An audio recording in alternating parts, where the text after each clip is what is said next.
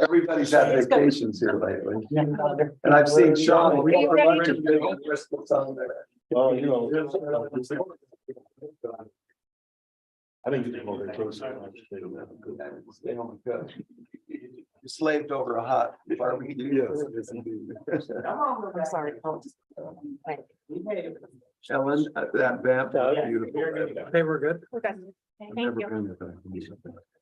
So welcome, everybody. My name is Mayor Mike Wickers. And this is the Cottonwood Heights City Council work session agenda for Tuesday, September 6th, 2022. So the first item on our agenda this evening, or today rather, is a review of our business meeting agenda. So I have, we'll begin with the Pledge of Allegiance. And then we actually have something cool. We're going to have some acknowledgements and Chief, I don't know if you want to talk about it. So we're going to have a police department new officer's introduction tonight. Yes, And tell us how you want that to go. Yeah. yeah, I'm just gonna text because I just thought, they're supposed to be all there and I assume they're gonna be there and I don't want to be embarrassed, so I'm gonna text. But the way it should go is I'll bring them up and then we'll introduce them and they'll give. So will you want to come up to the podium If and? you'd be so kind. I'd Yeah, just give them absolutely. 30 seconds to tell them about themselves and. How many are there? There should be, well, it depends on the one posted, not so 3 or 4. 3 or 4? Yeah. Okay. I'll find out now. Okay. Great. Anything specific when we do this? Just You can ask them anything they want, anything you want, and they'll just tell you a little bit about themselves and where they're from. I mean, for instance, one is born in Bosnia and Yeah. refugees. yeah. Good kid, Yeah. you know, and so we have a couple that all have great stories. Great. One was a professional singer and gave it up to come. Should we make him sing it all? He will not stay put and So he won't ever plead the fifth then. no. He's gonna sing like a bird. He's actually very cute. He's on iTunes if you want. Yeah, oh, really? Yeah, Wow. What's his name? Evan Hockley. Okay, well, we're looking forward to that. So thank you, Chief. We'll have a regular scheduled citizen comment period. And then we'll move on to our legislative action items. So tonight we'll be considering resolution 2022-45, which is awarding a retiring police officer his badge and approving his purchase of a police firearm. I was going to have Scott talk about that briefly. Chief, do you want to? I can deal with that. Okay. So it's been our custom when an officer retires from the city of Cottonwood Heights after filling their obligation, meeting retirement requirements, that we award them their badge and firearm as recognition of gratitude to their service to the citizen of Cottonwood Heights. And that is the case here. Jeremy Nelson came to us and just finished his 20-year career and is retiring and going back into the private sector. So we'd like to award him his badge on the plaque and his arm that he carried while on duty here. Okay, any questions from city council? I know we've done this in the past, so we kind of know the process. So great. I probably won't readdress that specific part of it in the business meeting, Chief, but we'll vote on that item tonight. Next is 5.2, consideration of resolution 2022-46, which is approving entry into a consulting agreement for an update of the moderate income affordable housing plan. This is something that we do. Do we do this yearly, Mike? Is that right? It's a state requirement. State to do requirement this that we annually. do yearly. So what do you want to talk about that? Yeah, this is just the annual update report where the report will include updated demographic numbers and population data and housing stock and availability and affordability. It provides an update on the goals, the implementation goals that the 2019, I think, Affordable Housing Plan established. And then provides, let's see, This includes the submittal of the report to the state agencies that require it.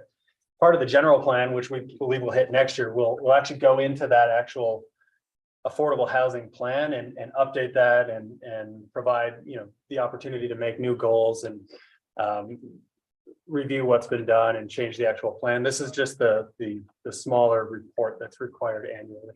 So is there any reason why we wouldn't want to discuss, what is in that report and see whether we want to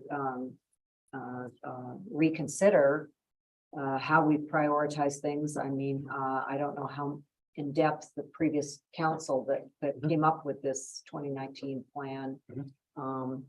But I had questions, especially if we do find ourselves in either redevelopment or new development, wouldn't we want to have that report reflect the, as I understand, there's three main ways in which we get affordable housing.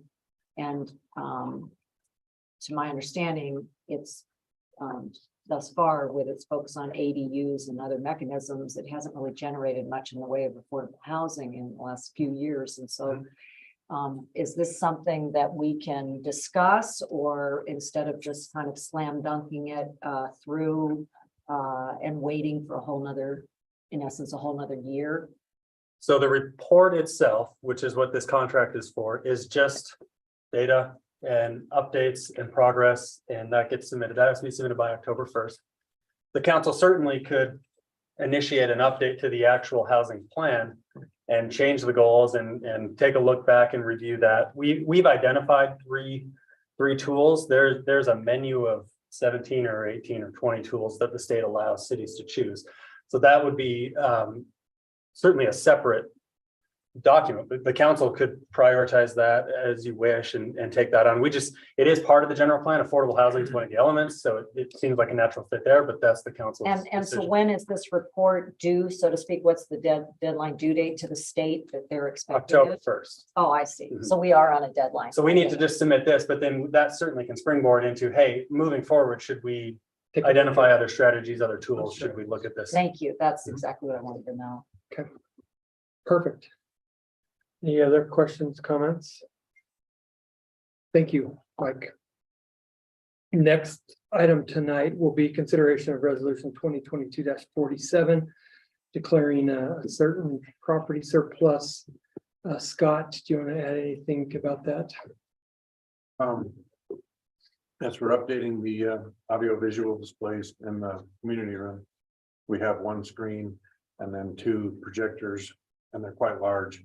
And we don't really have anywhere to put them, so we'd like to declare them surplus and get them out of here, basically.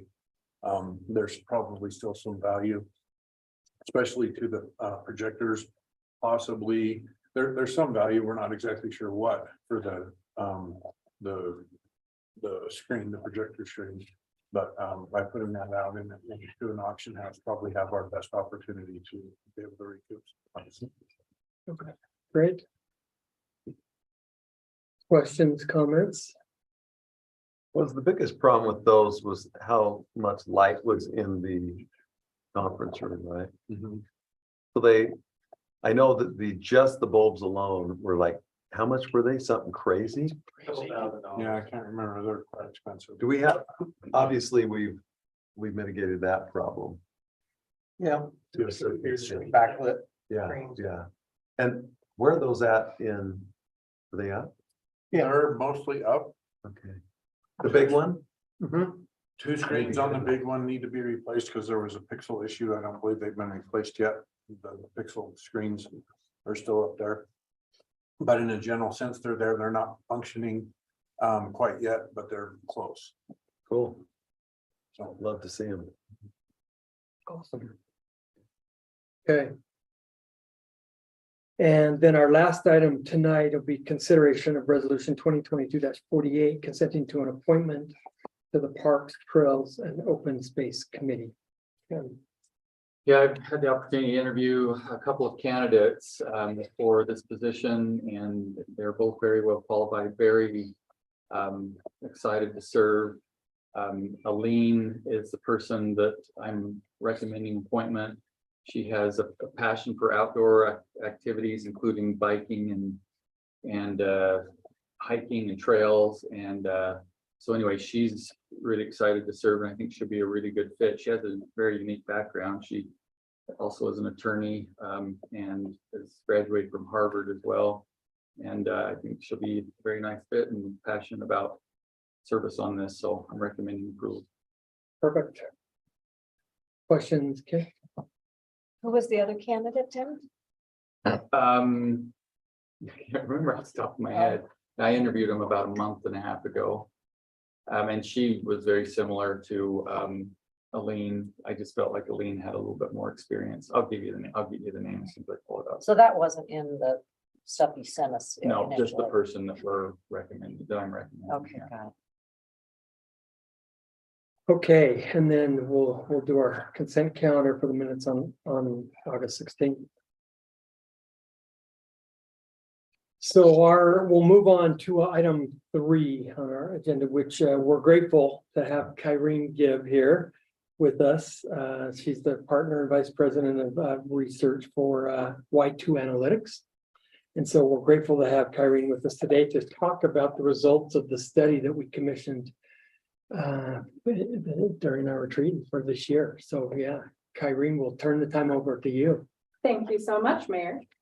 So jumping right into things here, I will go ahead and go over some of our high-level key findings first, and then we'll get into the nitty-gritty. So I'm going to try to be as efficient with your time as possible, but feel free to stop me at any point if you have questions. I will say that as we're sort of going through this high-level overview of the main takeaways, there is more information on each of these points to come. So maybe hold your questions for just a couple slides. But so first and foremost, I think when we're thinking about the overall health of the city, it's clear that residents continue to be really satisfied with the way the city is being run and their overall quality of life in Cottonwood Heights. Residents gave a score of 82 out of 100 for that quality of life rating, which is really quite high. The city should be very proud of that. 80% of residents say they approve of the job that the elected officials are doing running the city. So congratulations. I think you've well more than doubled Congress's approval rating. So that's great news. And 2/3 of residents feel that they're getting a good value in exchange for the tax dollar they pay. So lots of positives here. When it comes to the things that residents are focused on or concerned about, they really hinge on traffic growth. And this year, I think more so than in past years, we've seen an emphasis on water conservation, water issues, especially as we look towards the future. And then housing affordability and availability certainly is the high level topic that's on everyone's minds throughout the state of Utah, and especially along the Wasatch Front. And that is true of Cottonwood Heights residents as well. When we get a little bit more specific and think about the residents' attitudes towards city services, most service ratings are pretty consistent from what we've seen in prior years. But the highest average scores for city service satisfaction ratings go to fire and emergency medical services, garbage collection, drinking water, recreation programs, city parks and open spaces, emergency preparedness, and city events. So this is a pretty consistent top satisfaction list from what we've seen in the past as well. There's a little bit of movement there. Not a lot of significant changes from prior years, though, which is a good indicator when we see relatively high service ratings holding constant. We also find that when residents are given a hypothetical budget to allocate to services that they would like to see continued investment or improvements in, the areas of the most focus are parks and recreation and sort of preservation of open spaces. Residents want to see continued investment in that regard. They also allocate large shares of their budget to surface maintenance on city streets and police services in Cottonwood Heights. So those are the areas that residents point to for, again, continued investment or potential improvement. When we ask residents about communication from the city specifically, traditional channels such as the city newsletter and the Cottonwood Heights Journal are quite popular and seem to be meeting residents' needs very well. While residents also feel that emails or city newsletters distributed via email could be more utilized. So more residents would prefer to receive information through those channels than currently do. So there's an opportunity for potentially more digital communication with residents.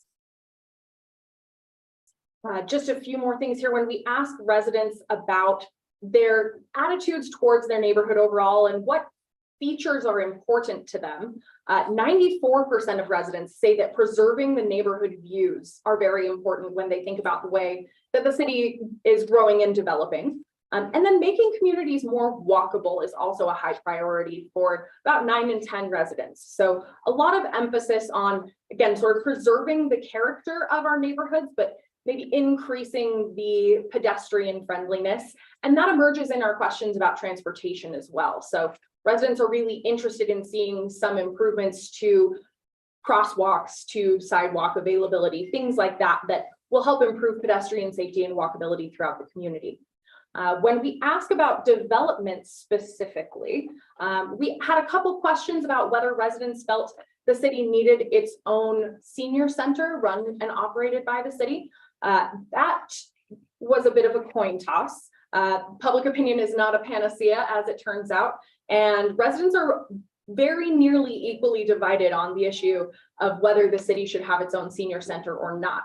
As you might suspect, that tends to be pretty well informed by what generation residents represent, but it's not seen as a particularly high priority area when ranked against other possible developments. The types of things residents would most like to see in the city are small shopping centers and then potential missing middle housing developments. And we'll get into a little bit more detail on those issues as well.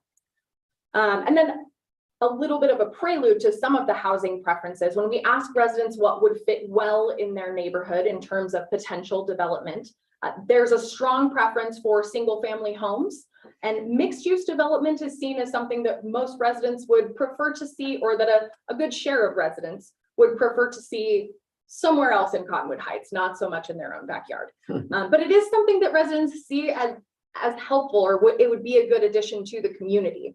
And then small shopping centers are seen as something that might fit equally well in residents' own areas or their neighborhoods, or somewhere else in the community. So there's a little bit more parity there, a little bit more evenly distributed appetite for that particular type of amenity.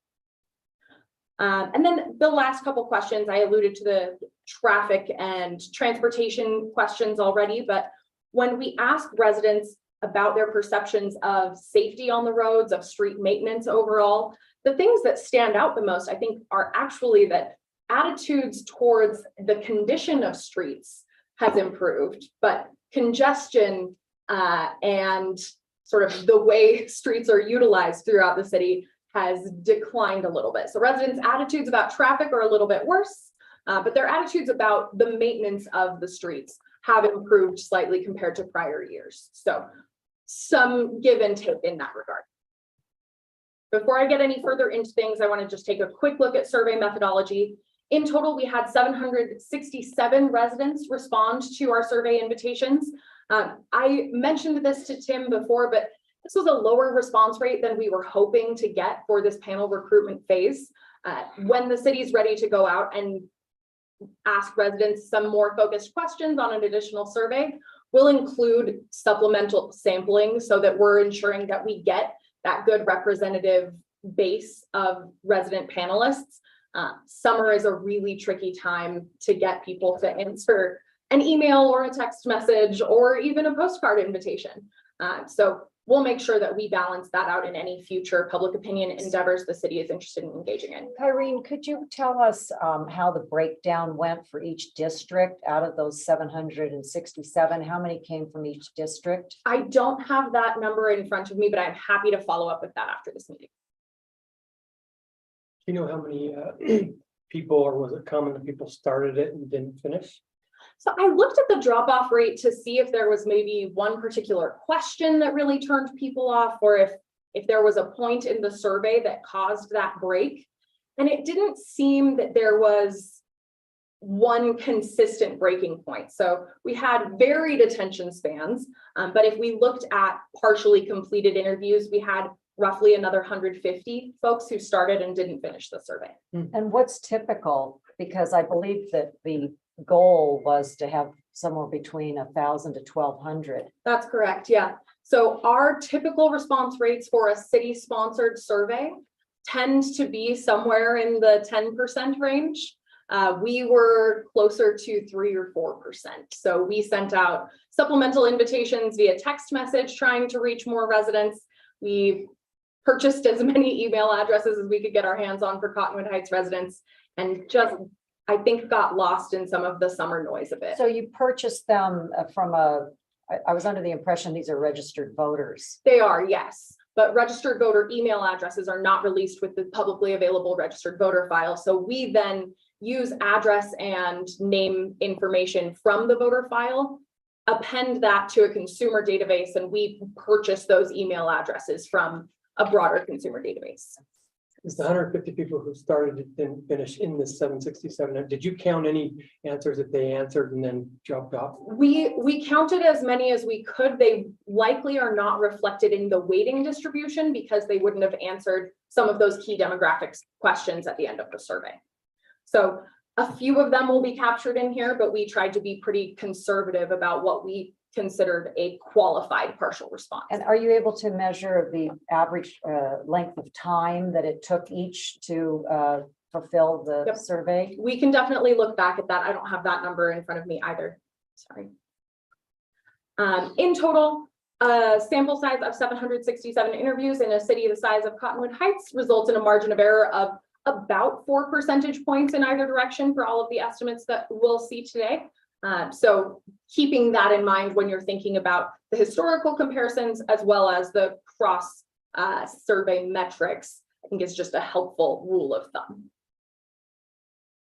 So getting into the meat of things, you can see this is our distribution of quality of life ratings. Very, very few scores below 50 on that 0 to 100 distribution. Residents are highly satisfied with their quality of life in Cottonwood Heights. You can see actually the most common response is about a 90 on that 0 to 100 scale. And our average this year, while it's not statistically significantly different from prior years, is the highest we've seen on average so far. So 82 out of that on that 0 to 100 scale. When we ask residents what they like most about living in Cottonwood Heights, the things that really stand out are the city's location in proximity to the mountains, in proximity to transit access or transportation access, and then the character of the city as well. It's quiet, it's beautiful. The mountain access really is something that jumps out a lot, but clean neighborhoods, a safe area that's family friendly. All of these things sort of come to the surface when we ask residents what they like about the city. We pulled out some of the word for word comments from residents that were particularly illustrative of these themes here as well. When we ask residents what they see as top issues in the city, you can see those words really screaming at you on the left side of the screen. Growth, traffic, and housing are really at the forefront of residents' minds. But again, water is something that is more of an issue this year than we've seen in the past. Definitely something that's more top of mind for residents than it was 3 years ago. And then when we look at the specific comments that residents made, again, things that are illustrative of these themes, it turns out there is a really natural connection with all of these issues in residents' minds. So residents understand that growth means more water issues, means more traffic, means there's more concern about housing. All of these things are very intricately connected.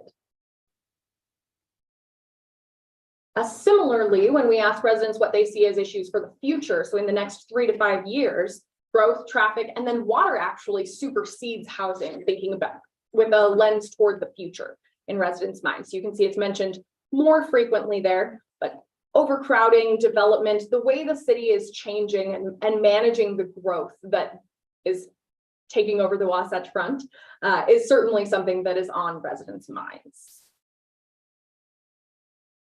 When we ask residents how they feel about the value they receive for their tax dollar from the city, you can see 16% rated as excellent value, 51% good. So 2/3 of residents giving a positive rating there for the value they receive for their tax dollar. That's very consistent with what we've seen in the past. You can see no movement at all there, statistically speaking, compared to when we asked this question 3 years ago. A few questions about sort of the character of the city, the things that stand out to residents. A majority of residents, and a strong majority at that, agree that Cottonwood Heights is a great place to raise a family and that they feel safe living in Cottonwood Heights. These are really positive indicators of quality of life. They tend to be strongly statistically correlated to that quality of life rating. So seeing that in the mid to upper 80s is a good sign for the health of the city and residents' perceptions overall. You can see also about a 2/3 majority of residents believe that the city does a good job managing city services, has all the kinds of businesses they would like it to have, and provides the services they think it should provide. And again, very little, if any, movement here compared to those evaluations 3 years ago. Some of the areas where we do see some shift in regards to a comparison point from our last survey. So when we ask residents whether they agree or disagree that Cottonwood Heights is developing or growing and developing in a positive way, we fall just shy of half of residents who agree with that sentiment and have 31%, so nearly a third of residents who disagree, who would suggest that the city is not growing and developing in a positive way. And that is a statistically significant change from 2019 when we asked that question last. So certainly something to keep an eye on, but again, this is an issue that is pervasive throughout the state of Utah and certainly along the Wasatch Front. And then we added this last question here this year. So we asked whether residents were happy with the affordability of housing options in Cottonwood Heights, and most residents disagree with that sentiment. So certainly housing availability and affordability is a concern. We asked residents whether they approve of the job the city mayor and city council are doing. And again, an 80% approval rating is something that I think Congress would be envious of. So congratulations there. And not a lot of movement here either, although that movement, while again, not statistically significant, is positive if we're looking just by the numbers. So directionally, good news there. You're up about 3 percentage points compared to 2019's total approval rating.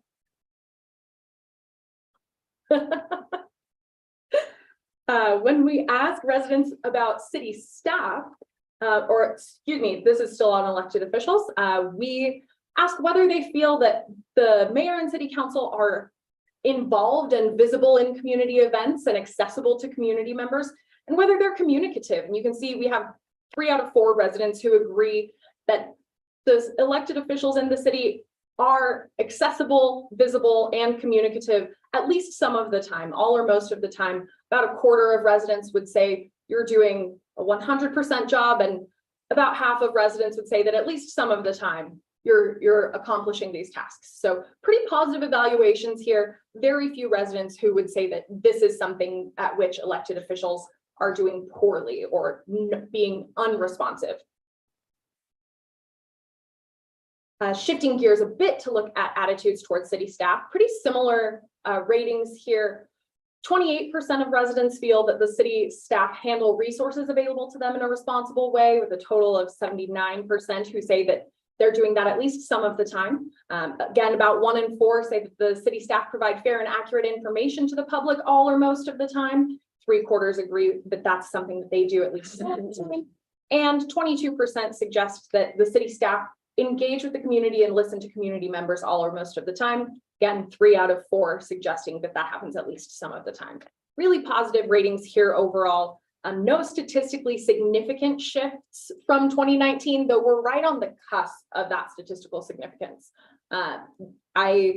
Unless we continued to see a negative term there, I wouldn't worry too much about that. But Is the very most negative responses, do you track it by, is it usually the same people throughout the survey that are answering that way?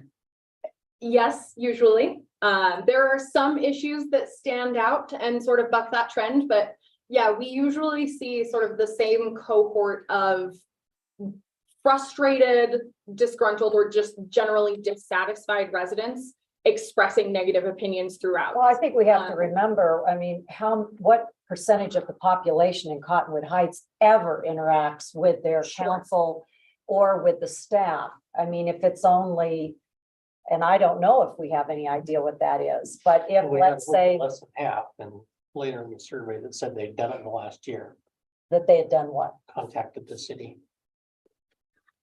half, 50% said that they had contacted the I was a city. little surprised it was that high. But Yeah, Me too. well, that's a good point. That's what I was trying to get to, if 80% think everything's just fine, but they've never contacted the city, it's really not much feedback for us, right?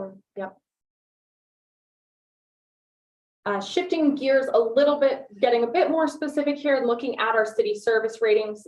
Again, overall, the most popular city services, or those that receive the highest satisfaction rating on that 0 to 100 scale, are fire and emergency medical, garbage collection, and drinking water.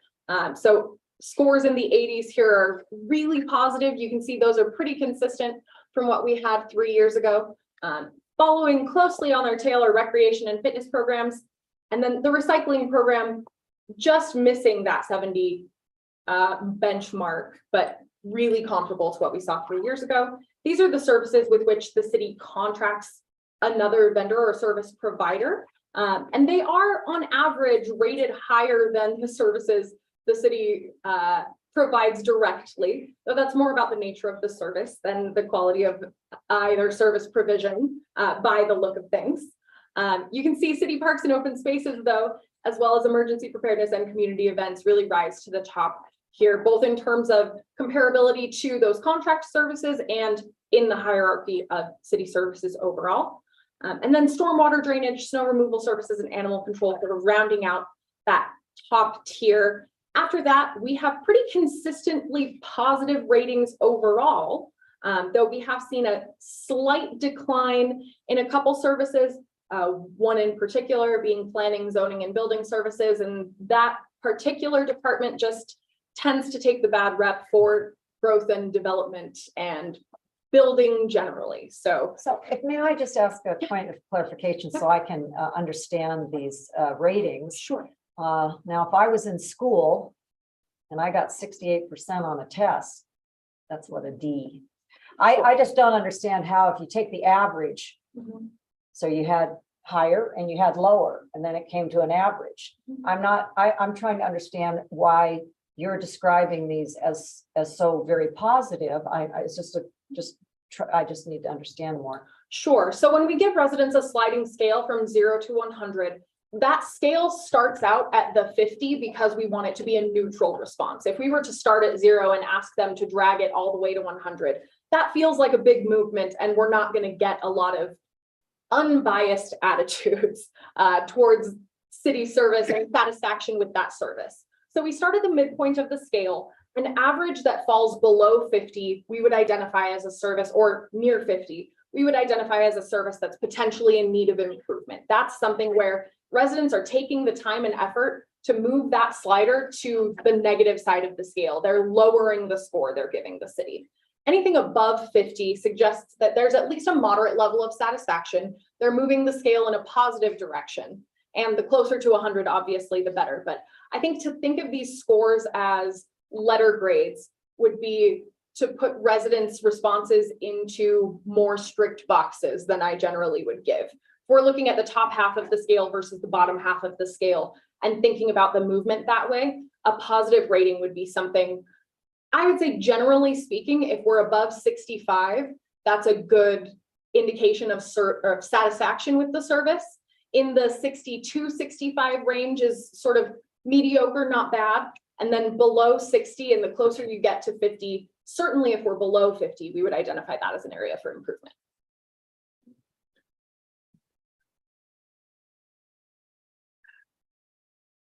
We asked residents a couple specific questions about city events. As previously mentioned, city events were one of the most highly rated city services. And we had 50% of our respondents who indicated that they attended Butlerville Days this year. So really positive response there. Comparable to what we saw in 2019. I didn't remember it being that popular before, but no statistically significant change there. A lot of enthusiasm in the comments as well about how happy residents were to have that opportunity to celebrate the history of the city. Other events significantly less well attended or less popular, but certainly still in the grand scheme of municipal events, pretty positive marks here that we have somewhere between 10 and 20% of residents engaging in these activities. About one in 5 1 in 6 residents say that they have never attended any of these events. Looks like you've got statistical improvement on like the Heights and the Art Council. place. Yeah, so there are a couple of these events that, yeah, we see significant increases in attendance over the years, specifically the Christmas lights and the Arts Council productions. When we ask residents to rate the quality of these events, you can see overall a lot of really positive ratings here. I think there was one resident who suggested that they had not attended any city events, that said city events were terrible. Other than that, though, when we're looking at actual city event attendees, no residents gave a terrible rating for any of the opportunities they have to participate in the community that way. Really positive ratings and a lot of statistically significant improvements there as well. So the Thanksgiving Day 5K was very well received, by the way. 94% of attendees gave it an excellent or good rating. So lots of satisfaction there too. Wonder if we increase the time the mayor gets to start before, if that would lower the popularity. Do you need a bit more of a head start, Mayor? Yes. I don't like to lose. The 100-pound backpack on your back. We asked residents if they had any specific comments about city services generally. There are certainly some niche attitudes that emerge in these particular comments, but some of the things that were, again, sort of illustrative of themes. Residents are very appreciative and sort of recognizing the emergency services and responsiveness in the city, the emergency preparedness. Some of the things that residents are a little bit more likely to pick on, snow removal is still high on the list there of things that agitate residents at least once in a while, when we have a big snowstorm, that is. And then surface street maintenance comes up quite a bit as well. Certainly residents are still focused on the improvements that they would like to see in city streets. Police was also mentioned here. So one comment that again was fairly illustrative of the themes we saw, police department needs to make more effort to be a part of the community rather than just sitting in their cars and being physically present, really interacting. The word clouds are just frequency of a term, is that correct? That's correct. Yep, the size of the word corresponds to the frequency with which it was mentioned. Well, just scanning through, police is one of the ones that I did search, that it's split too. You have, There are positive and negative attitudes, and absolutely. very strongly on that one. Yes. Specifically, a lot of, absolutely love the police, and the other ones, I hate them desperately. So Yeah, and I think several of these on people's are mind, but not an indicator whether it's necessarily positive or negative. absolutely, yes. When we asked about what residents would do if they were allowed to allocate a $100 budget to improve potential city services or continue to invest in city services, again, the highest average allocation was just shy of $8 to city parks and open spaces. And then that was followed closely by trail development. And we have about half of residents, just shy of half of residents, putting some portion of their hypothetical budget into each of these buckets. So clearly recreation is a high priority for residents. It's something that they want to see as a continued investment. The one that sort of bucks the trend here, if you look at how the chart is almost sorted by average dollar allocation corresponding directly to the share of residents who put some portion of their budget into that bucket.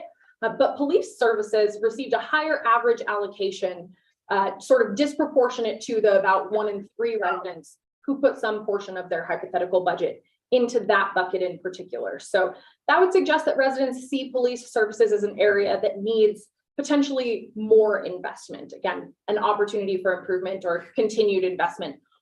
Again, when we think about the comments that residents made, whether strongly supportive or a little bit critical or quite critical, that sort of does suggest that the money is following residents' attitudes here. They are pretty polarized in their attitudes about police services, and it's seen as an area for that third of residents that are putting some portion of their funding there, definitely a high priority investment. Before you leave this slide, Sure. I think that we should take a moment to get clarification. Since all the city services the closest one that comes to improvement for active transportation, that would be walking and cycling, Mhm. would be trail development. We often talk about the trail that goes, multi-use trail that goes from Big Cottonwood Canyon to Knutson Park, and it's considered a trail. But it's also one of the few ways that you can go on a protected walk or bike ride in Cottonwood Heights. Sure. So I think we need to be careful that we don't lump city parks and open space as synonymous with trail development, as if that's all recreation. Sure. Does anybody disagree with that? I think that's also reinforced by the considerable share of residents who put sidewalk maintenance as one of the things they would like to see improved. It's not quite as high in terms of the average allocation, but we still have more than a third of residents saying that that's something that they would like to see investment in. So certainly pedestrian safety and friendliness is a priority for at least some residents. Carrying one note, we allocated 40 minutes. We actually had something canceled. So don't worry if we take 15 minutes more. Okay, So don't be in too big of a hurry is what I'm trying to say. okay, thank you. Drilling down a little bit on public safety, we asked residents this series of questions that we've asked before about public safety in the city. About half, or 57%, just over half of residents agree that the police department is equipped to address the issues that pose the biggest threats to the safety of the community. That is down slightly from 2019, and these differences are statistically significant. I don't have a measure within Cottonwood Heights specifically in 2020. What I can say is that in 2020, in the height of the movements of the summer, we saw a lot of attitudinal shifts statewide that looked pretty comparable to this. So the fact that we are seeing some of this movement down from where we were 3 years ago is not particularly surprising. It's also not unique to Cottonwood Heights. But so majority positive ratings here, but down slightly from where we were 3 years ago. Overall, we have 60% of residents who agree that the Cottonwood Heights Police Department is professional and responsive. We have 61% who agree that they trust the Cottonwood Heights Police Department to deter and, when necessary, deal with crime in the city. And then the question here that is most divisive, we get the lowest agreement rating, is whether Cottonwood Heights is too assertive on code or ordinance enforcement. So certainly more residents are likely to say that the Cottonwood Heights Police Department is not assertive enough than are likely to say it's too assertive. And that is consistent, but again, down slightly in regards to the 2019 comparison point. When we ask about communication habits and preferences, currently we have 40% of residents who say that they get their information about the city from the Cottonwood Heights Journal, and 36% who say that their primary information source from the city is a newsletter distributed via the mail. So again, those traditional printed modes of communication are heavily relied on in Cottonwood Heights. And we find that residents who prefer that source are being well served. They're well met. We don't have a gap between the share of residents who would prefer to get their information that way and the share of residents who are using that source. Now, on the other hand, when we look at emails from the city or a city newsletter distributed via email, we have significantly fewer residents who currently rely on that source than who would prefer to rely on that source. So it does seem that there's a little bit of an opportunity here to increase the city's reach through those digital and hopefully lower cost modes. When it comes to social media and the city website, again, we're pretty well matched there. Residents who are turning to those channels have their needs met. But another potential avenue for the city newsletter that few residents are using it as a current source when getting it from the website now, but that's something that residents would like to have access to or more clear access to. So maybe some promotion on the website is worthwhile there for the share of residents who would like to receive it that way. When we ask residents what they would most like to receive more information about, it's really how they can interact or engage with the city, community events, city meetings, and then new impending developments or potential building plans, things that are directly affecting residents' lives and neighborhoods are the things that they would like to be most plugged into. When we ask residents how they would prefer to engage or interact with the city events are the most popular response. So a really friendly, casual way to engage with Cottonwood Heights. And then contacting city offices via email or phone are our next most popular avenues here. About 1 in 4 residents suggest that they're interested in participating in public meetings or open houses. That seems a little bit optimistic to me, but I think the intentions are there. So certainly residents would like to be engaged with the city.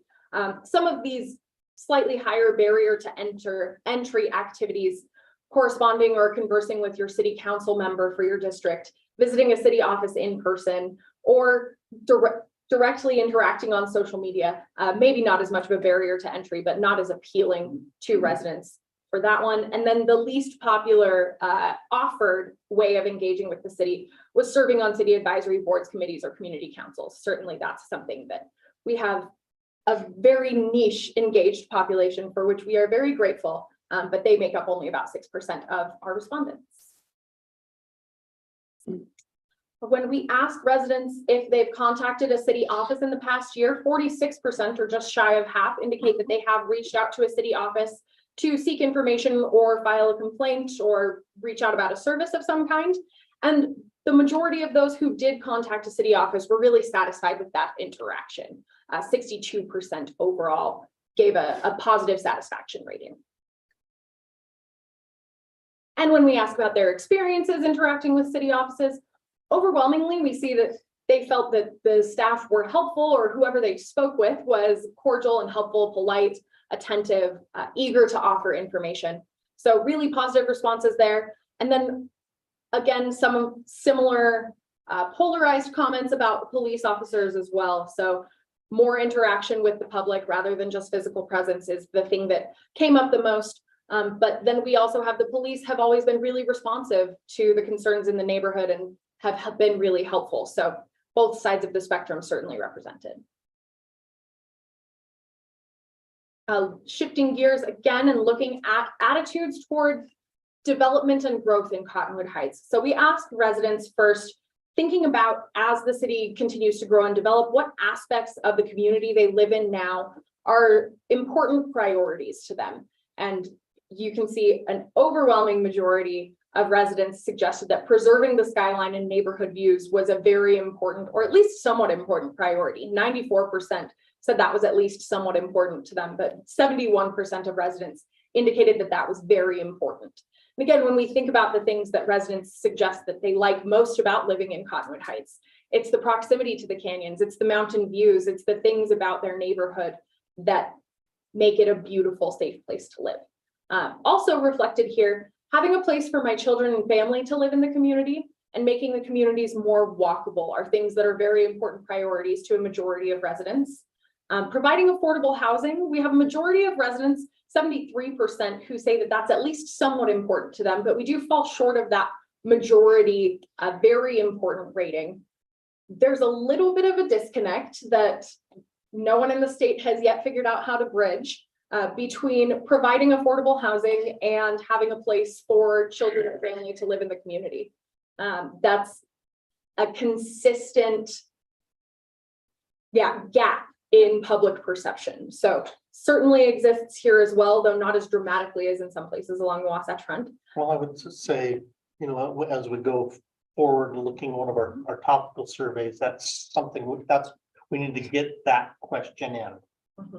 Which one's more important to you, having your kids be able to live here, or I mean, it's a break that to actually find out where people go, because I mean, there's a couple things in there that I want this and I want this, but Right.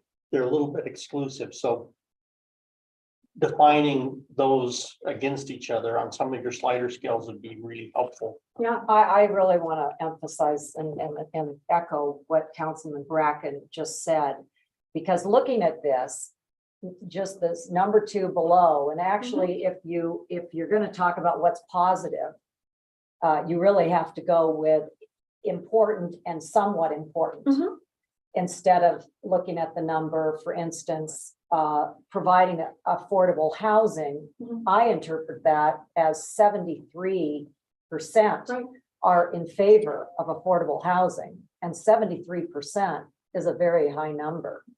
And so I think there may be, as Councilman Bracken said, some confusion, because I know in one of the statistics, there is mention that the number one kind of housing that people when surveyed wanted was housing with large yards. So apparently, if they want their children to live here and 73% say they want more affordable housing, they're not putting it together in their mind that a house with a large yard is going to be nearly $1 million. And how many, that's certainly not affordable housing, and that's certainly not likely going to let, their children into the community. So I think this is a really super important, because you can see that very high priorities just below preserving view shed, which was almost everybody else. Then, yeah. I think it was single family homes. It wasn't large yards. Well, I was think it? there was one that actually said It with the does- large it does yard. Say that. So we have Say both, large yards. single family homes with sort of garden courtyard, shared space, And smaller lots, or single family homes with large yards. And single family housing generally is certainly the like most that, yeah. preferred. But we had a project down here that has 23 units, and it's not affordable. Right. And $2,800 for a place is, to me, is not affordable for Yeah, most people. So we've got that balance that we're dealing with, and not just Cottonwood Heights. no, that's absolutely true. This is not an issue that is unique to Cottonwood Heights, certainly. But there is, I think, a desire for the types of housing that residents have become accustomed to be affordable. And that isn't the same as providing a mix of housing types or providing affordable housing options. I think what we're seeing here is the economic tension Yeah. and the disconnect between what cost $250,000 20 years ago versus what you can't get for $250,000 now. So Anyway, that's just when we get to that, because that's absolutely. very informative for a general plan as well. Yes. At least finding, even as a little bit of that question can be educational and informative, but which one do you really value? Absolutely. That's And kind quick of a question, do overly direct. residents understand when they get their property tax, which, when they get that, do they realize that Cottonwood Heights, the city itself is working on 14% of that? Probably not. I think the larger numbers tend to be the ones that stand out the most. So most residents, when they get their property tax statement, are usually more taken aback by how much of their money is going to the local school district, for example, and don't notice how the rest of the pie is divided up the vast majority of the time. And even if they were to stop and think about what that fraction represents from their household and project that to what that means for the city as a whole, most residents are going to be a lot more concerned about what's leaving their wallet than what that means for the city and the entities it's funding. So about development in the city and the things that residents would like to see.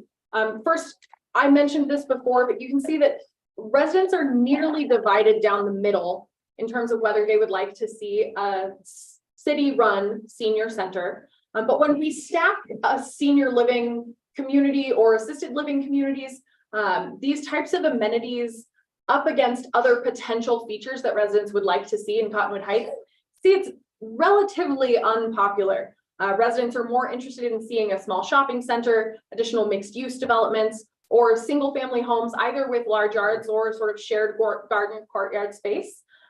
Accessory dwelling units tend to be a fairly popular potential for addressing that housing gap. And townhomes with individual yards, relatively popular as well. 1 in 5 residents feel that the city needs more of those. And I think, again, as we think about the next survey that we're going to conduct, a lot of people would not know what the term mixed use development is. Sure. And so I think it's our opportunity to make sure that people can understand that this, what we're talking about with mixed use development, because of the 27% who said, yeah, I'm interested in that. They may be the only ones that really know what that is. I mean, do you think that's a valid? Yeah, I think that's entirely possible. We get I think, a little bit jargony when we start talking about development. And while mixed use is becoming more and more common along the Wasatch Front, it's certainly not the most prevalent type of development that residents are seeing. I think most multi-story developments along the Wasatch Front, maybe with the exception of Salt Lake City, get a lot of pushback, whether they are residential or mixed use or not. Well, So because and again, tell me if I'm misunderstanding this, but as I look at the various categories, mixed use development, the closest thing to mixed use development would be the single family garden courtyard with shared open space. Because my understanding of mixed use development is that you have a shared open space. And that's why I'm certainly in favor of mixed use developments that I understand is commercial on the bottom, but it's basically a higher density with a green space that is shared. So for me, as I interpret these statistics, I almost am going to mix that there's likely a lot of people that were torn, and you could almost say mixed use development at 27%, and the single family garden courtyard with shared open space, that almost you could take those two groups and they're looking to do somewhat the same thing, which is higher density, because that's the only one that really, other than apartments, if you want ownership, the only thing there are those two that are really talking about higher density. I would disagree with that assessment. Which do you see as So, high density? Townhomes are higher density than single family homes with Yeah, large but it yards. says townhomes with individual yards. But still higher density than a single family home with large yards. I think the thing to take away from this is that other than a mixed use development, and statistically that's tied with single family homes with large yards, but other than a mixed use development, all of the potentially higher density housing options were less popular. So I think that's something that we have to be cognizant of. But I want to make sure I understand what you just said. You just said that mixed use development is thought of in conjunction with single family homes with large yards. Statistical parity, not in conjunction. No, these are not categories that we're combining. It's just as favorable as single family homes statistically. 27% of residents would be interested in seeing more mixed use development in the city, and a comparable share, 26% of residents would be interested in seeing additional single family homes with large yards in the Yeah, city. but then 23% are for the shared open space, which is similar to mixed use development. But still single family homes. And I think that's the difference between a mixed use development and that option, is that we're talking about the distinction between single family and multi-unit. Right, and multi-unit has twice as much.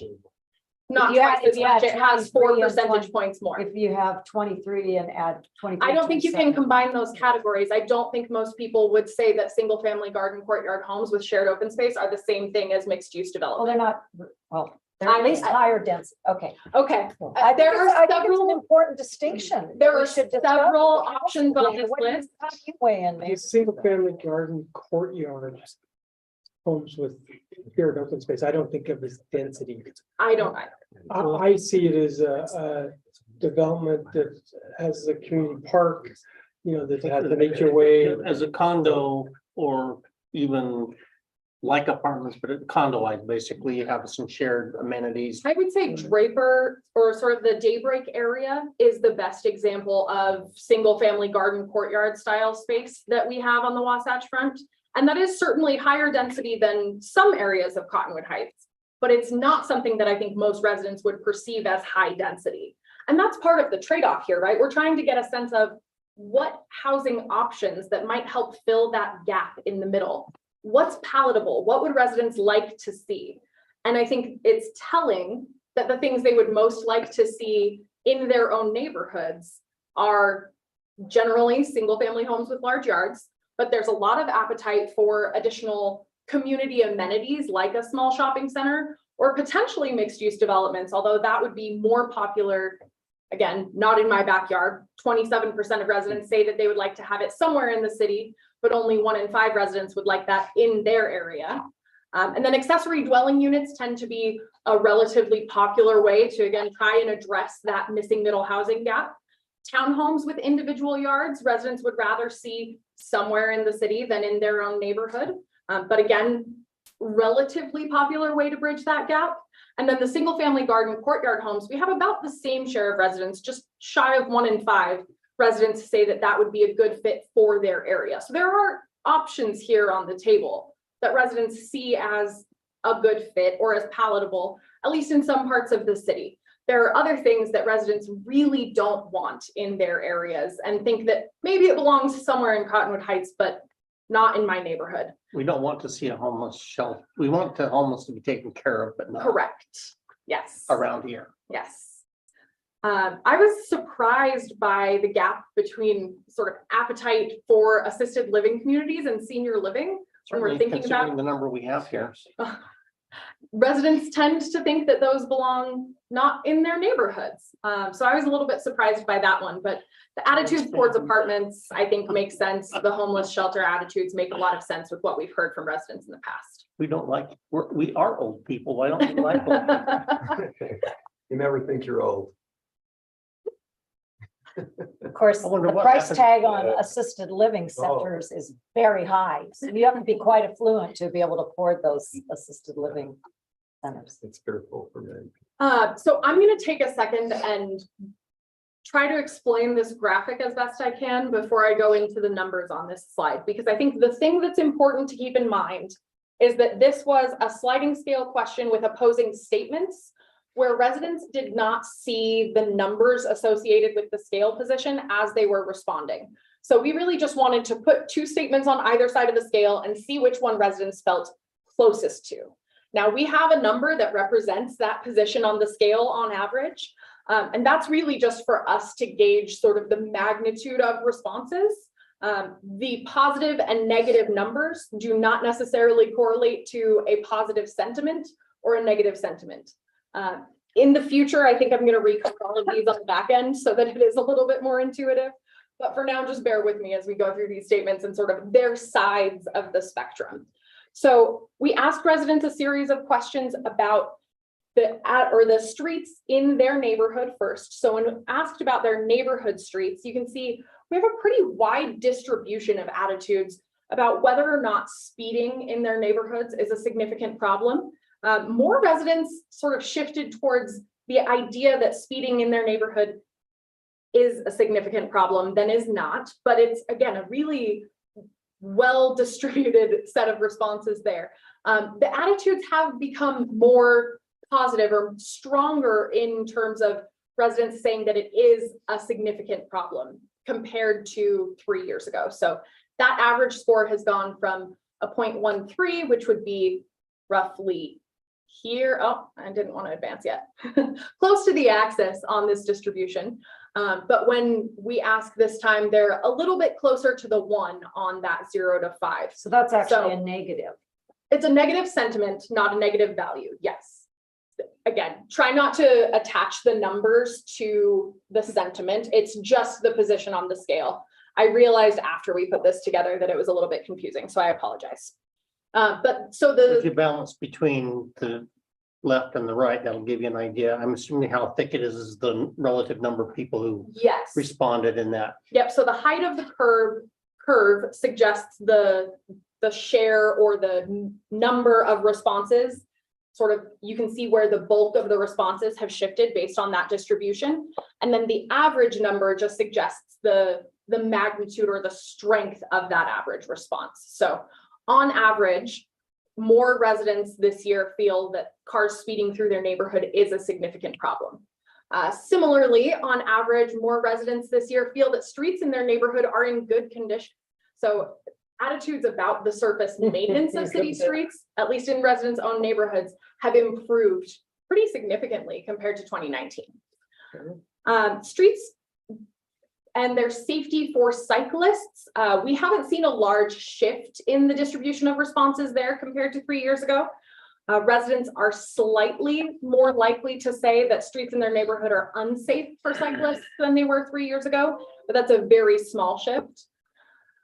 Whether streets are safe for pedestrians, though, we've actually seen a pretty significant shift as well. So again, moving towards streets in my neighborhood being safe for pedestrians rather than unsafe. Wouldn't that be the same for cyclists? And didn't you say the opposite?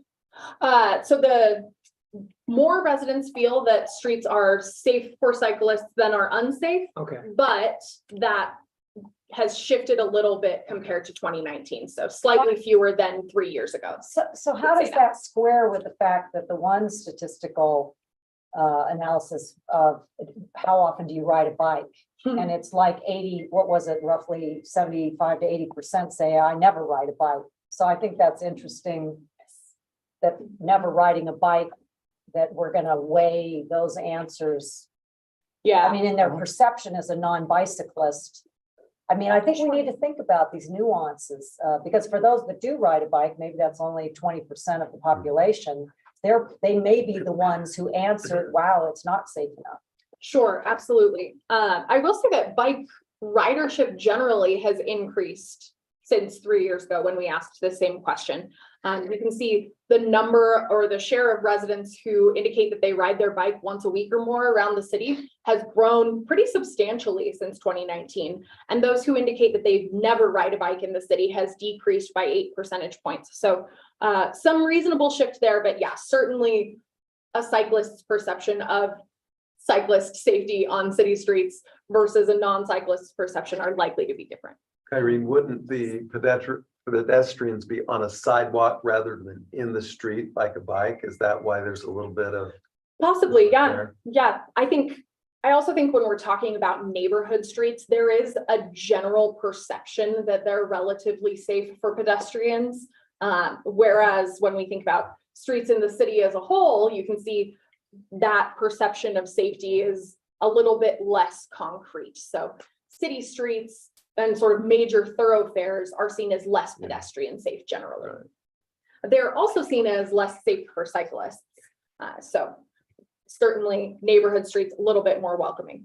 The last couple things in terms of neighborhood streets that I'll highlight here, residents are either ambivalent about the speed limits in their neighborhood, or they think the speed limit should be lower. Very, very few residents believe that the speed limit on their neighborhood streets should be higher than they are now.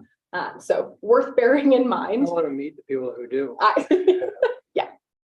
And most They residents, drive by my place all the time. most residents also say that the streets in their neighborhood are usually quiet. So when it comes to Congestion. yes. So when it comes to traffic congestion issues, residents are much more concerned about major thoroughfares throughout the city and the traffic congestion there. But again, most residents think that city streets are in generally good condition, and that score has increased in magnitude over time. So the attitudes about the condition of city streets, while that's still seen as a major concern for many residents, are improving over time. Some recognition of the projects that have been undertaken by the city over the last few years. And when we look at sort of general safety, we talked about this already, but cyclist safety and pedestrian safety are seen as lower on average for major thoroughfares throughout the city than they are neighborhood streets. Let me ask just the numbers on the right, are those a strict average? They are a weighted average, but yes, Weighted, weighted by the same demographics that the rest of the survey is weighted okay. to be representative of the city as a all whole. right, all Yep. We asked a couple questions about accessibility for different modes of transportation throughout the city. You can see that most residents feel the city is very accessible for car or motorized vehicle travel. About half of residents say that the city has excellent or good accessibility for walkers. 47%, just shy of half, feel that the city is accessible by bike, and just 35% feel that the city is accessible through public transit. When we ask residents what features or attributes might increase their likelihood to use public transit, some of the things that stand out the most, if there were more options or additional modes, such as bus rapid transit, light rail, streetcars, 59% of residents indicate that they would be at least somewhat likely to use public transit more frequently. Or if transit stops were conveniently located within a 5 to 10 minute walking distance of their destination or their home, 59% of residents suggest they would be more likely to use public transit in that regard. Free or reduced fares being available, definitely appealing to about 58% of residents. And then more connected routes or transit options running more frequently, really just increasing the overall availability seems to be the most likely way to get residents more engaged in using public transit. For all of these options, we still have about 1 in 5 residents who suggest that they are not at all likely to take public transit under any conditions. And then there are a couple of conditions that are still a little bit prohibitive. The idea of biking to a transit station or having to walk 10 to 20 minutes means about a third of residents would not utilize public transit under those conditions. Which again jives with those that ride bicycles. None of that was surprising. We asked residents what type of potential improvements in pedestrian safety they would be likely to support. You can see we have strong majorities in support of improved signage at crosswalks and intersections and additional sidewalks throughout the city. About 90% of residents would be in favor of each of those potential improvements. Raised crosswalks or speed tables and increased right-of-way for pedestrians, also quite popular. Overall, we have strong majorities in favor of all of these improvements, but there is sort of a relative hierarchy. Improved signage and additional sidewalks tend to be the least intrusive to regular vehicular commuters. So not particularly surprising that those are the most popular. Yeah, but potentials even overall. more mid-block crossings, that's Still nearly a strong 70%. Yeah, still a strong Very, majority. very strong for mid-block crossings. Yeah, a majority of residents feel that improving pedestrian friendliness of their communities is a priority to them. And I think that's reflected here in the improvements that they're willing to support. We looked at this slide on cycling When you said frequency. more right of way. What is Uh, that? I guess, what's that really? Is that more easements to get through? I from wish I could cul-de-sacs remember and what such? he said exactly. What? I don't recall. I believe we had a brief description associated with each of these in the survey, and I don't have that in front Yeah, of I me right would be now. really Sorry. interested to see that, because, yeah, because what Ellen just said was not at all what would have come to my mind, and I'm just. Yeah, what? Sure, that one I'd like, would be nice to see the explanation. Had the card come to my house, but I didn't think that it was probably the most appropriate, that I answered it. You could have. You are a resident after all. It would give you a little sneak peek into the results, I guess, but. So looking at overall support for potential cycling improvements or improvement to cyclist safety on city streets, dedicated bike lanes are more popular with a strong majority of residents. 3 out of 4 residents would like to see more dedicated bike lanes. A majority of residents would also be interested in seeing more shared bike lanes, but certainly not as popular as the idea of a dedicated bike lane separated from the road really clearly. Most of the comments about cycling in the city were just focused on access to biking lanes, ensuring that it's a safe separation for residents and cars on the road because they're not matching speed. So Before you move on, I just want to share with the council to make sure that we're all understanding what we're seeing here, because shared bike lanes, which is those arrows, just, you know, is part of a neighborhood bypass route system for the city. And those shared bike lanes get a total of 63%, which is still way over half of the residents would still like to see shared bike lanes.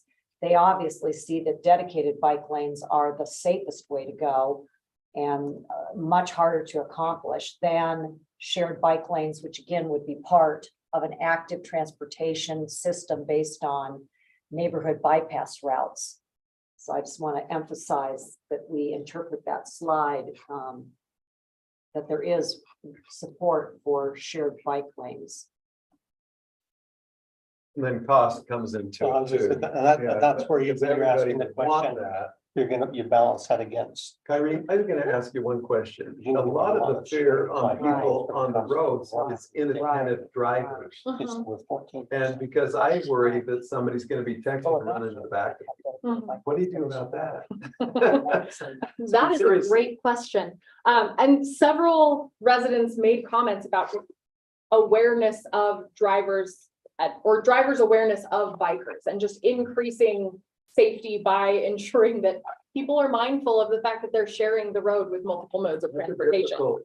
And that's not something that is an easy one to solve. Certainly, I think there have been attempts at robust public information campaigns in that regard. It's definitely not an Well, overnight I know fix, one though. of the things Murray is doing is they'll have signs that say, give bicyclists 3 feet. It's the law. They also do that with their no idling. When you pull up, though, ours feels really good, turn your key, be idle free. In Murray, it says, no idling, and it explicitly describes it. It says it's the law. But it's 'Cause very difficult to mandate responsibility. That's what I'm saying. Yeah, but I think that it's sending a clear message that it's the law, because a lot of people, if I mention idling, they'll say, what do you mean? I don't have to do that. And I'll say, well, it is the law. They don't, I think that it's just one step closer to communicating the importance. If it says something to the effect of, it's the law. This isn't a, But everybody knows it's not lawful to text and drive. But how many people do? I know, and that's why we need reminders and public campaigns and really continue to emphasize these things, Right. as best we can. Right. So it looks like you're done. That concludes my review of the results for this evening. Are there any follow-up questions we can address? Anything that you would like to see as you sort of digest all of this? I know we've given you a lot to chew on. So we're as a council, we're gonna discuss later, the topical surveys that we're gonna go, so we won't get into that, but I think, I did, if I may, Mayor, Okay. before we close. Sure. Kyrene, if you could follow up with the statistics on both the amount of time. Yep. That I'd like to know the range of the amount of time people took to complete the survey. Sure. And what the average amount of time was. Mhm. I don't know if it's possible, those that dropped away, to find out how long they spent before the 150 people decided not to finish their survey. And I also would like to know where out of the 767, how many in each of the 4 districts. Per district. Yeah, we Per can definitely district, do that. thank you. Per And district. I'll work with Irene and I will get that to you this Super. week, most Thank likely. you. Thanks. And we also have a tables team who's going to work through a set of crosstabs that will include all of these questions broken out by council district. So you'll be able to see within each district what the response variation looked like as well. So Great. we'll get that I sent have along a before the week is question out. on What does right of way mean? Or at least Yes. what did your description say? Yeah, So that would be helpful. we could do that. Yeah. And along the lines. Bicyclists, non-bike, I'd be curious to see how the senior citizen question broke out. In either the 45 up or the 55 and up. Yep. Categories. Yep, can do. And Kyrene, I feel bad we didn't get to your friend's name or. I know, I am terrible at introductions, very sorry. This is Spencer. He is one of our new analysts and he led out on this presentation. So Thanks, then. thanks for your work, Spencer. Okay, well, thank you, and we'll look forward to our next interaction. So we'll look forward to that information. So, Thank you. Thank you all so much for your time. yeah. Okay, our next item, the council is a city project priorities discussion. So I'm gonna have Tim get us started on this, if that's okay. Okay, I submitted a letter, a memo in your packet, and it outlines all of the issues here. Let me start out by saying we've been working on many of the initiatives that the council's put forward as part of the council retreat. And that's been our priority in moving some of those things forward. We have had a number of additional issues brought up over the past several months by council members, residents and others. And so what I want to do is outline some of those issues and make sure you understood those and then get some direction from you on these issues. We could wait on all of these until the next retreat. The next retreat is in about 4.5 months. And then you can put these issues with all the other issues that we're going to be talking about in your prioritization. That is an option for you, but if you wanted us to start moving forward on some of these issues I'm going to talk about, we would like that direction so we can start putting together budget amendment options or other things to move forward. So just keep in mind, we can push one or all of these to the retreat and get your direction overall, but if you want us to move forward with some of these, we can. So let me just go through them very quickly. The first one is unwarranted stop signs in intersections. I've especially had a couple of city council members that have indicated this is a big concern. What they are is they were put into place, and Matt can address this more specifically from the perspective of a traffic engineer, but they were put into a place a lot of times before the city became a city, and the county would put them in place as a traffic calming option. Wow. And we get a lot of complaints from residents that they are where they're at, but they are unwarranted stop signs that make drivers stop more frequently. But it also often results in drivers driving faster between intersections because of that. It adds unnecessary delay to motorists. You see some of the things, and sometimes there's higher crash rates for left turning vehicles in these areas. And so stop signs don't necessarily lower the roadway speed, but they're more of traffic calming devices. If you'll move up a little bit, I think there's some pictures of some of these. They don't make effective calming measures. Yeah, you see here's on Banbury and Brighton Way. This is an example. There's one here on Nye Drive and Nye Circle. And so really you see them, they don't meet any of the standards from a national traffic safety perspective. Greenfield and La Cresta, these are examples of that. So if you wanted us to pursue these outside of the retreat that we talk about as priorities in upcoming months, what it would mean is we would have to put notices out to the residents, make them aware that there's going to be a change in the traffic configuration, and then we would need to budget for additional signage to basically sign that new traffic configuration as well. It's not something that we had planned for in this budget year. And so would we you wanted sign your that as a input. yield? Most Or of them would be. would be a yield? So Let's let Matt would. You'd pull the signs, you'd actually just pull the stop signs. You wouldn't sign them at all because they're unwarranted. But the traffic configuration, we would need to put signage, correct me. if Oh, I'm we would wrong. put signage up to warn of a new traffic configuration, yes, Yeah. and once it's been up for the warranted amount of time, we pull the temporary signs down as well.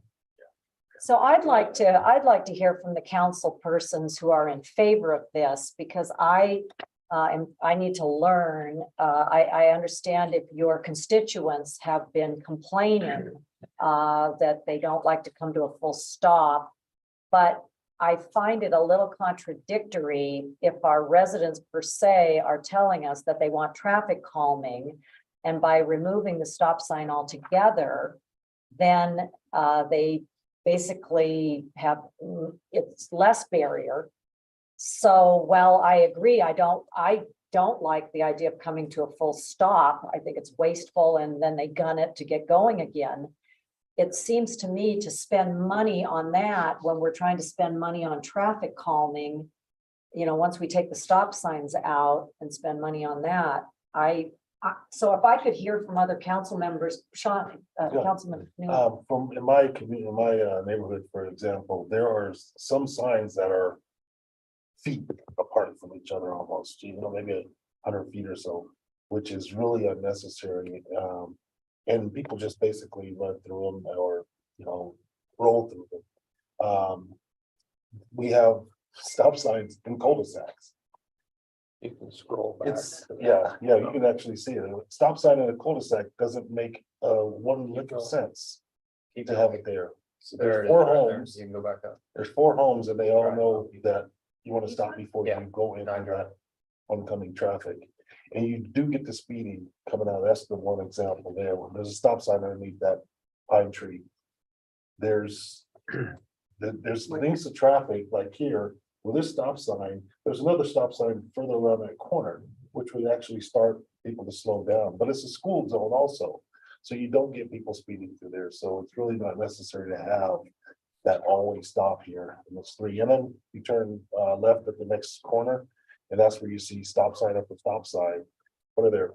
3 stop signs between Nye Drive and, Rolling Knolls. yeah, on no road nose. Rolling Knolls and Highland. Yeah. So are you concerned that once those stop signs are taken out, then you're gonna get peppered with, when are you putting in the speed bumps? No, So, we so I already think done Ellen that has a speed really bump fair years question ago. though. Speed bumps came in years ago, that did not work, it was enough flooding up. Yeah, Large don't get me stoplights wrong, I are- want to go on record, I am not in favor of speed bumps, but I'm getting a lot of pressure within District 4 for speed bumps. But I think Ellen has a good question, Well, because she's there's saying, a presumption that stop signs make good traffic calming, and that's what's and I not. guess that's what, that is the answer. that's So the- what you're saying is stop signs are not traffic calming. Well, measures. one, stop signs are not permitted to be used as traffic calming. They have to be warranted. And there's a list of warrants you have to go through for stop signs. And when you put stop signs in like this for traffic calming, it creates a safety perception, if you will.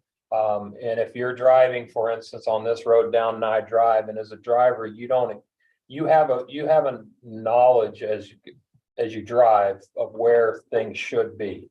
You come up to certain intersections, you stop, you see this. When they're placed in a location that isn't right, It doesn't make if you sense. will, doesn't make sense, Doesn't you feel right. tend to either roll through it, don't pay attention to it, and blow through it, or just say, I'm not stopping. So can you scroll down, Paula, for instance? I'll show you. It might be more Keep going. dangerous. They are in cases more dangerous because you pull out, like this one, for instance. We have a stop sign on a through road to stop for a driveway. This stop sign is to stop all of the traffic on Brighton Point, so at some point, someone can come out of a driveway with no stop, which there are supposed to be stopped. Well, before and coming in. a pedestrian can see a stop sign and say, oh, the car's gonna stop, and then yet Exactly. people don't. It could almost become. I mean, the chief can probably explain a little more about the enforcement and what we run into, but from a safety point of view or from a traffic engineer's point of view, placing stop signs that are unwarranted or in locations that don't make sense create that issue. So, Although it's a very popular ask for people, I've got a question. which I've is why got, we have so many. I think we saw this on La Cresta and Greenfield. Can we go to that one? Did I Yeah. see that one? yeah, you can scroll back We've got up. a major problem where people are cutting through here. They're rolling through both stop signs. See on the left where all that foliage is on the left?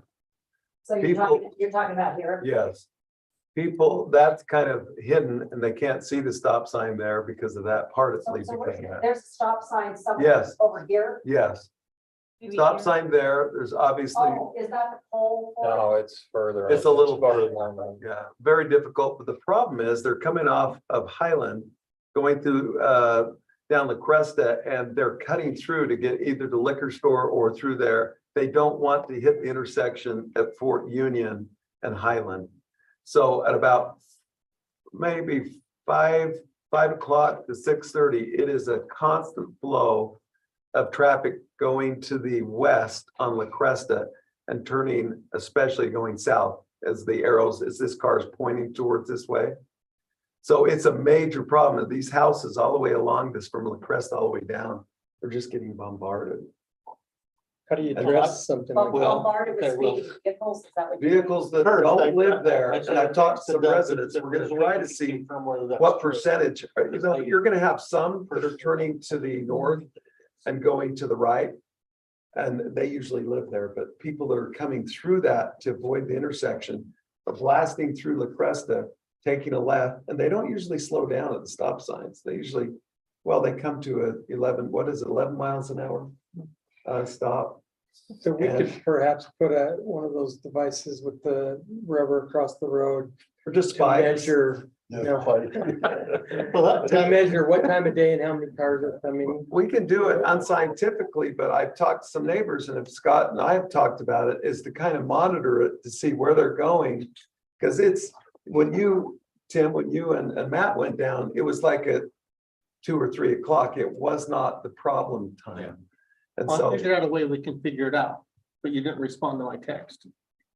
what was that? Is that a gun? No. Oh, no. We've got a couple of hours one day. We'll go down there. We'll get it We taken can be care of. have walkie talkies and I have a better way, I think. Okay, but this is a major concern in my district. I know it's not Wasatch, but it's in my district. Yes. And I've met with all these neighbors. Went down and thought I'd talked to 2 or 3, maybe 10 or 11 came from all over.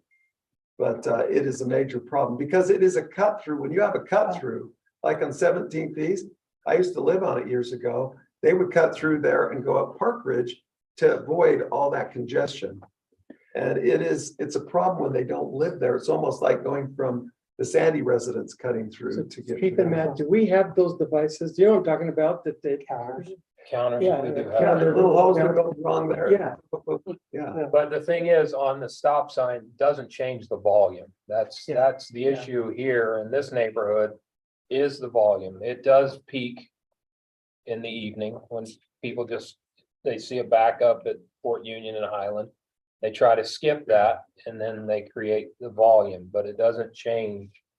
I mean, stop signs sign don't should be change there, the volume. If I may make suggest a solution for the council to consider, would be that part of the transportation plan that we'll be working on, I would like to see it specifically analyze the more dangerous places throughout our city, including if we agree that we want to remove these stop signs, I would like to see within our transportation plan how we then mitigate the speeds and disincentivize people from cutting through your various neighborhoods or driving through too fast.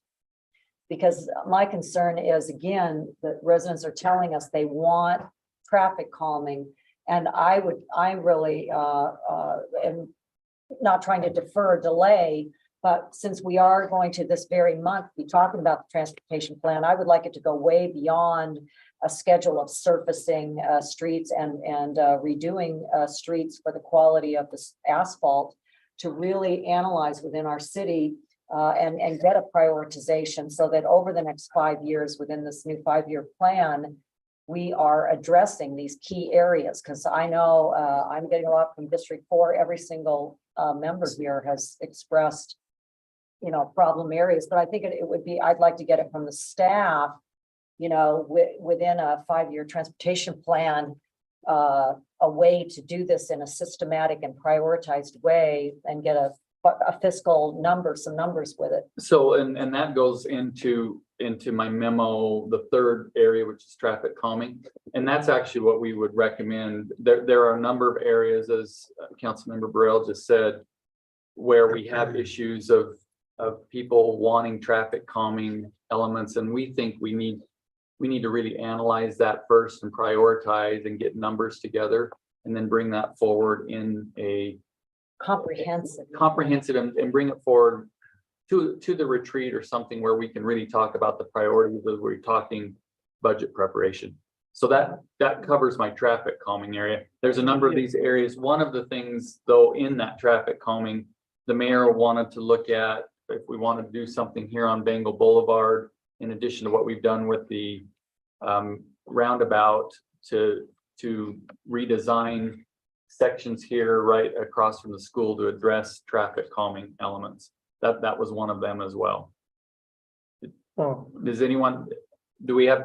Are you comfortable? I want to make sure we understand what you're suggesting. Can you describe it in so greater detail? residents have been concerned about crosswalks, so kids crossing.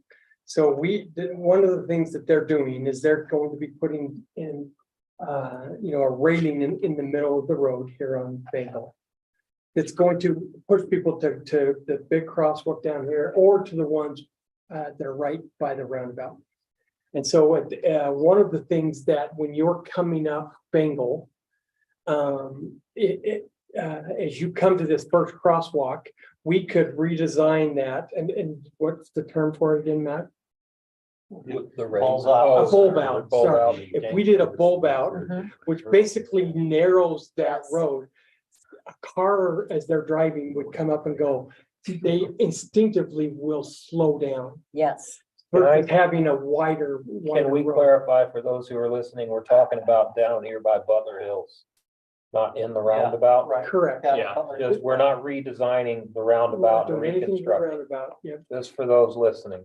Can we make clarification? Yeah. Well, I want to go. I definitely support bulb outs. I think that we need really to scrutinize and figure out where. Yeah, I mean, they could work out really well. For this one specifically, I thought it more urgent, just because of Well, I think the single. the best newness thing- of the Yes. roundabout and people The crossing. best thing we've done down there is put up the RF, RFB. our RFDs, the The beacons. flashing beacons. lights, yeah. Because because when you're coming, that draws your attention. I mean, I can be sitting here and I will see if that one's going off. A lot sooner than I'll see, they work extremely well. Shortening the distance isn't an issue. You could even throw an island in the middle, but, we're on number 3. I mean, there's certainly areas that we can look at calming. Yeah, so we're proposing to study that and really understand and prioritize, unless you want to see any of these move forward first. The signage thing, I want to see move forward. This is. So The stop sign, This has been years. you're back on going number 1, not traffic calming, unwanted Yeah. stop sign. And traffic calming, Ellen mentioned the signs. There's a sign going into the mayor's neighborhood that says no through traffic. Everybody goes through there. Wait, did you misunderstand? I am not saying that a sign is going to slow anybody down. No. No, but you just mentioned some signs. I didn't say you. said Well- we're gonna slow anybody Oh, down, I But just, you mentioned different types of. The other signs. balance we have to deal with.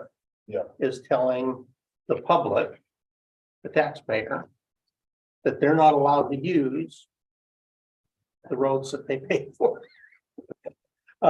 So I mean, the no through traffic kind of smacks of that a little bit.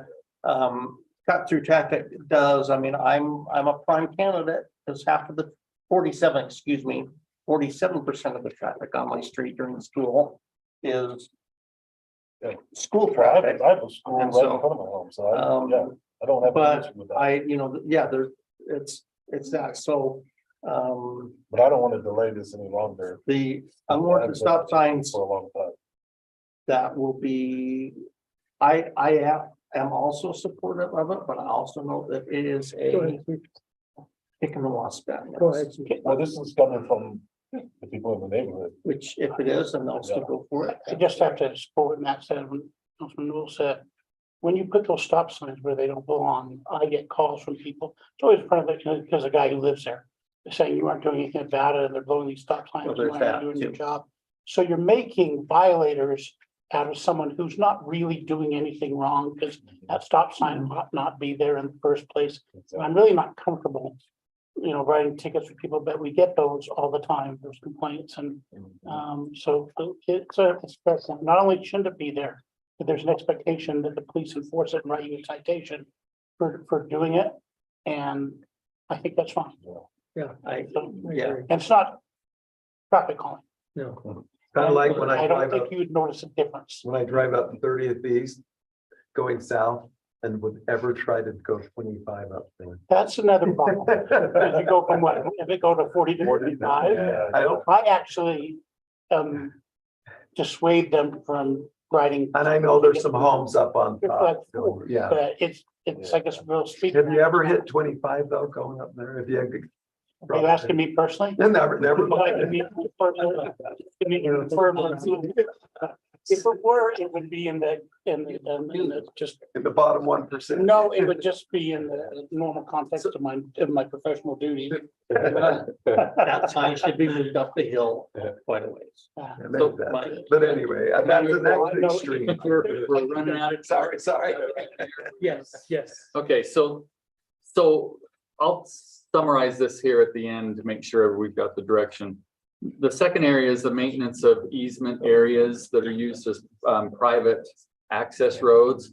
So you're probably all aware, there are a lot of subdivisions all throughout the United States that developers will develop a subdivision and then allow for private roads that are not public roads that access numerous residents. Timberline Drive is a perfect example of this. There's a public road that goes up to a point, and then there's a private drive that accesses all of these areas. So the city council's addressed this numerous times as far as we have a lot of residents that want us to take over maintenance of private roads. There's actually now an ordinance that was put into place years ago that basically said that you have to bring it up to public standards because there's a lot of logistical issues, a lot of ongoing maintenance issues for the city even to consider these. Now, that being said, there's a number of properties that were developed this way prior to the city becoming a city. And you had these private access areas. And then over time, the developer didn't pay taxes and they were taken over by the county. The county deeded them to the city. They're still used as private accesses and they're easements for those individuals that go across city roads. The issue though is with this, in state law, and Shane can help me with this, Utah law says that if you're using an easement for private access, you're 100% required to maintain that access, including snow removal, improving the road. It's a requirement of state law that they do that. And that's what's been happening for really decades on Timberline and some of these other areas. We've had some residents on Timberline that have requested that the city take over maintenance, which would include snow removal. It would include improving the road and surfacing the road and things like that. So we've looked at this. The mayor and I actually met with some of the residents there. We do have concerns from a precedent perspective, from a logistical perspective, as far as the accessing onto this to remove the snow. And also we would have to incorporate a new ordinance to address this because, as I said, Utah law right now requires that they maintain these easement areas. And so we would like your direction on that. We do have concerns with precedent, with maintenance and with ongoing costs that aren't budgeted with this. And we do want your input on this. And also there are 6 other, if we do it for one, we need to be consistent, do it for others. There's 6 other properties that we've identified this, and you can see them in your packet. So could this as be well. treated as a special taxation district, just those 1, 2, 3, 4, 5, 6? I don't know if there's more than 6 houses, but instead of making all the other residents have to carry this burden of maintaining the road and plowing it and all that, is there a way to make, when these residents come forward, say, well, we'll create a special taxation district? Is that a possibility? Well, the special taxation district would usually be used to make improvements to public infrastructure that serves a particular area. And I think the point here is this isn't public infrastructure. Well, This it's is private- public. Private right of way. This is just on. Well, so they want to have their cake and eat it too, or am I misunderstanding? I mean, they want to keep it private yet have us pay for it? No. So let me give a little bit of context. So this, it was created by a developer as a private access road. Yes, The developer did not pay his taxes and Yes. the county took it back. yes. So now they deeded it to us. We own that road, but we make the residents maintain it. One correction, we own the land underlying the road, and we don't own the road. So at one point, an individual on this road came with interest in buying in getting it, and the city council told him no. So at this point, they're about, like Tim said, there's 6 areas like this. My preference is that we maintain it. We own the land under it. And like I said, it wouldn't be a whole lot of skin off of our back to maintain this. What was the and help developer's, these what was residents his out. reason for what? He didn't pay his taxes, so he lost. Okay, No, He wanted that's it it. originally as a private road. right, Somebody wanted to buy it back, right? that, yeah, After. when, After. this is like a PUD. Yeah, that's what I was gonna say. It You- sounds like a You, PUD. you did everything, you made it up, you did the private, you got the bonus for having the smaller road, Right. done to your standards so that you could move in and you can do it. But the way the deeding actually worked out, no one they didn't form the HOA, or the HOA disbanded after some time. And so nobody bothered to pay the taxes for 5 years. So the county does what they do if you don't pay your taxes for Take 5 away, years, yeah. they say, we're going to have a sale on it. Nobody bids on a private road on Timberline Drive or anywhere else much. And so then the county then just took ownership of it. Can this be upgraded? to standard? It could, but it would require us to take the So we property. have to do it. Well, we would have to take portions of their driveways, portions of their resident areas, and they have no interest in that. It's not wide enough. And one of the issues from a logistical concern is the equipment getting in there for us. We can't take the big equipment. We would have to do it at the end of a storm on any cleanup with our smaller trucks, equipment. right, yeah. So it would be the last item maintained, and all of these would have to be the last item maintained. And from a logistical standpoint, it's a concern as well. We want directions. We have concerns with doing this with these 6 properties. And I know that. Who wanted to buy it and when? I don't remember that. myself. I don't. Because- And the advantage Because I to them just said- buying it after Sure, the fact take would it. be what? Please. Well, I guess because This if one. they did Yeah. buy it, they could put up a gate and restrict access. They're That's not, like they're a not. regular they're not HOA, asking but they for don't that. own the property. They just have the But at this blacktop. point, my understanding is they're not asking to take it now. They want the city to Yeah. fix They it. want it to be a Correct. public road. But then I just want to understand, I mean, I thought I heard our city manager just explain that it doesn't have the proper width and dynamics. So, and the property owners are unwilling to yield any of the edge of their property to make it legitimate. So I'm not sure how we would fulfill your desire, Mayor. So I haven't had any conversations that we're gonna have to take their property or widen the road. So, you know, I'm not sure every road that we own anyway is, fits to exactly what the standards are. So if there are, then we'd have to go. Well, ours aren't where I live and we have to do our own plowing and maintenance and everything. That's because you are a private lane and your HOA is functioning. Yeah. And so. I guess there are very few around the table that were here, have been here over the years for all of these discussions, but we went through this, gone through this a few times, and I think in 2009 or so, we got a full court press from some folks. It seems like it was a portion of 70th South, if I recall correctly. And that was private, and so the council came up, said, okay, we understand this is actually a street that goes someplace, but this section is a private road. It was done substandard by the developer. He sold the lots cheaper, or whatever. Yeah.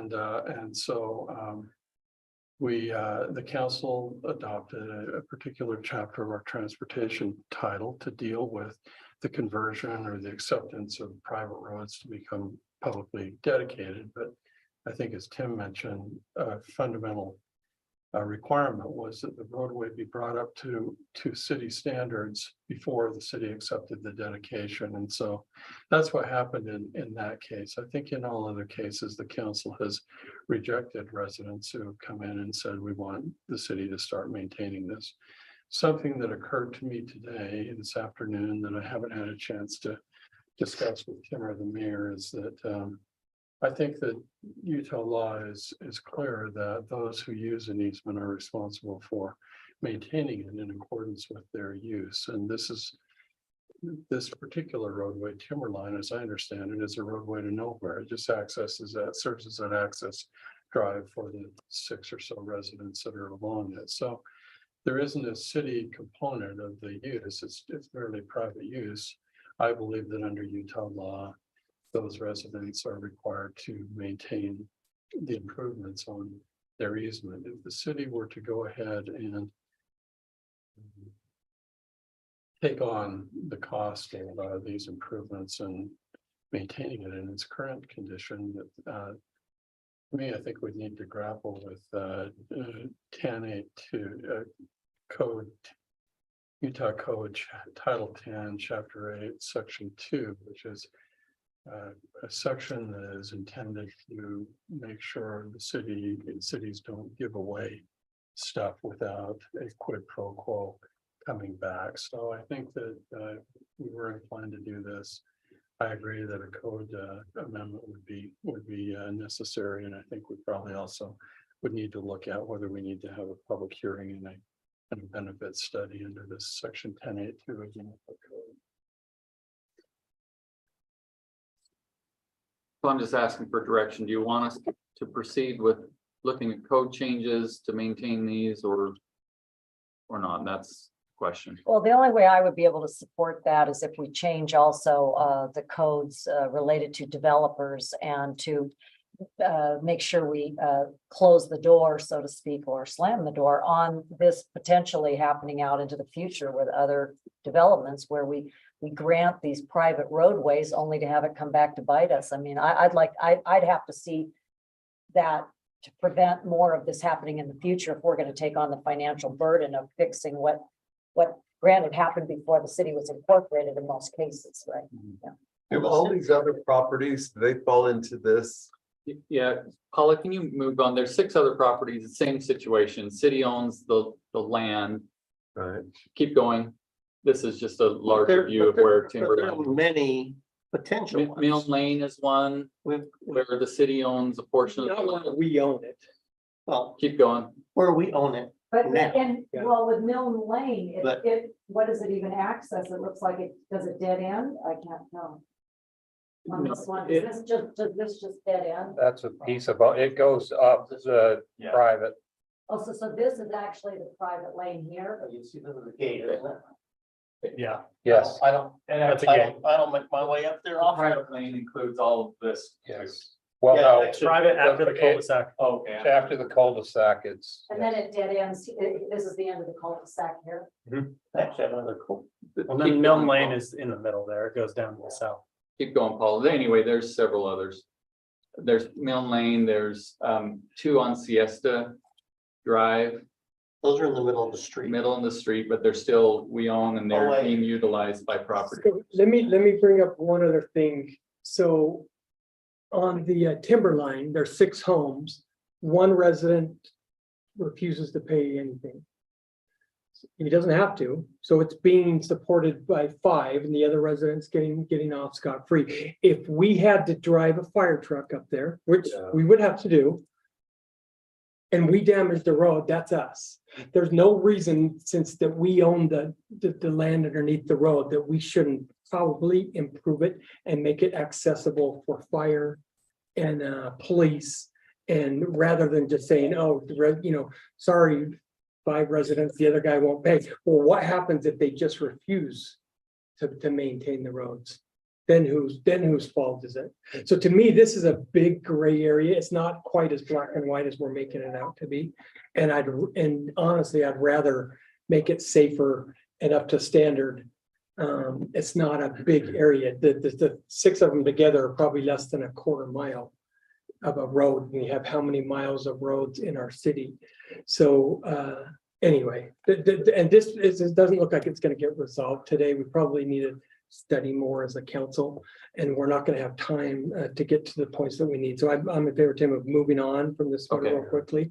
Okay, so we'll, on some of these, we want to push some, except from what I've heard, more of the retreat discussion on some of I don't these. want to wait till we will probably have to Just bring it back, okay. Yeah. So we can just move on then. We'll bring it back for further discussion, if Okay. that works. We had 4, was there more on your list or just those 3? There's 6. No, there's- no. Yeah, other ones, we'll just bring it back for conversation. Tree maintenance, public works staffing, and we've addressed the others. So we'll bring it back for another discussion if that works. Yep, let's do that. Oh, I thought we were doing it. Well, I think I saw that there was some Some other priorities. agreement to get 3 at least started. There's the bulb out line. And I wouldn't mind seeing a little potential on more stop signs that we could look at. And see, So should we, I'm okay moving. we on. start moving forward on those? Unwarranted stop signs and then the bulb out? On Bagel. Okay, we'll start working. Unwarranted stop, you just want a list of all of them and where we are or what? all the ones you know about. process? And a plan, and we'll put something in for the budget amendment Well, to yeah, to address some of it's not a them. huge budget item. It's more of a Yeah. political will issue. We need to notify every resident, I think. right? It's just a time issue because we can't do them all at once. We can't buy enough temporary signs to do all that, so we have to kind of work our way through and do it. Cause you don't have a $5 million okay. No, I wish I We'll was. bring forward a budget emergency amendment manager. with these issues, if that works. Okay, What- and what- then we'll talk about the rest. So I'm done. Sounds good. Thank you. Okay, yep, item C, discussion on the mixed use zone, and I'm gonna just have Mike Johnson. Yeah, Mayor, Tim and I met with the mayor last week and I don't need 30 minutes here. I probably need just 5 or 10 because this is just supposed to tee off a follow-up discussion, but there was interest in holding off. We originally had a contract ready for a consultant for general plan open houses, and there was interest in holding off on that, and having another work session discussion with the council on some land use, the current land use plan and some of the land use planning recommendations, early recommendations that we would make in the general plan, and comparing what the current land use plan shows that's adopted today, where we would go with it right now if we had to create a draft, and how all the existing city master plans incorporate and how that would all look just today, if we just wanted to kind of remain status quo. And then a discussion of a lot of the redevelopment areas in the city are designated as mixed use. And I think one of the things we should look at, and I want to have a further discussion on with the council in a work session, is looking at how to modify the mixed use using form-based code elements, which we will talk further about. And then doing it in a way where it's not just one mixed use zone that's supposed to cover all of these very different redevelopment sites in the city. It's more context sensitive. So what the mixed use zone at a future redevelopment of, Park Center with Target and Home Depot and all that would look like is much different than what it might look like at Hillside Plaza. And it's based on the context, the surrounding area, the neighborhood sensitivity, done in a more localized neighborhood type scale. So we want to have a bigger discussion with that. I'm not prepared to do that tonight, but at the next council meeting, before we start scheduling the town hall meetings that were originally discussed at the joint work session in July. And does that cover what we talked about, Mayor? I think so. Okay, so if the council's okay with that direction, we would bring that back, I think, in 2 weeks at the next. So if meeting. I may just make sure that I've understood what you've said by trying to repeat it. So Sure. so it basically the town hall meetings and getting the input from district by district is still going to happen. But before we do that, offer at the town hall meeting something that shows a thoughtful, more contextual, I think, as you said, context sensitive mixed use that describes how we could treat different places within the city Exactly. with some form-based code. Boy, I think that sounds like a great idea. And then obviously land use is one element of the general plan, but what we even create there will springboard and affect transportation and how we address attainable, affordable housing, trails and connectivity and all that stuff. It all is interrelated. I think that would really give the residents of each district something to chew on, something to really give us good feedback. I think it's a great idea. Thank you, both.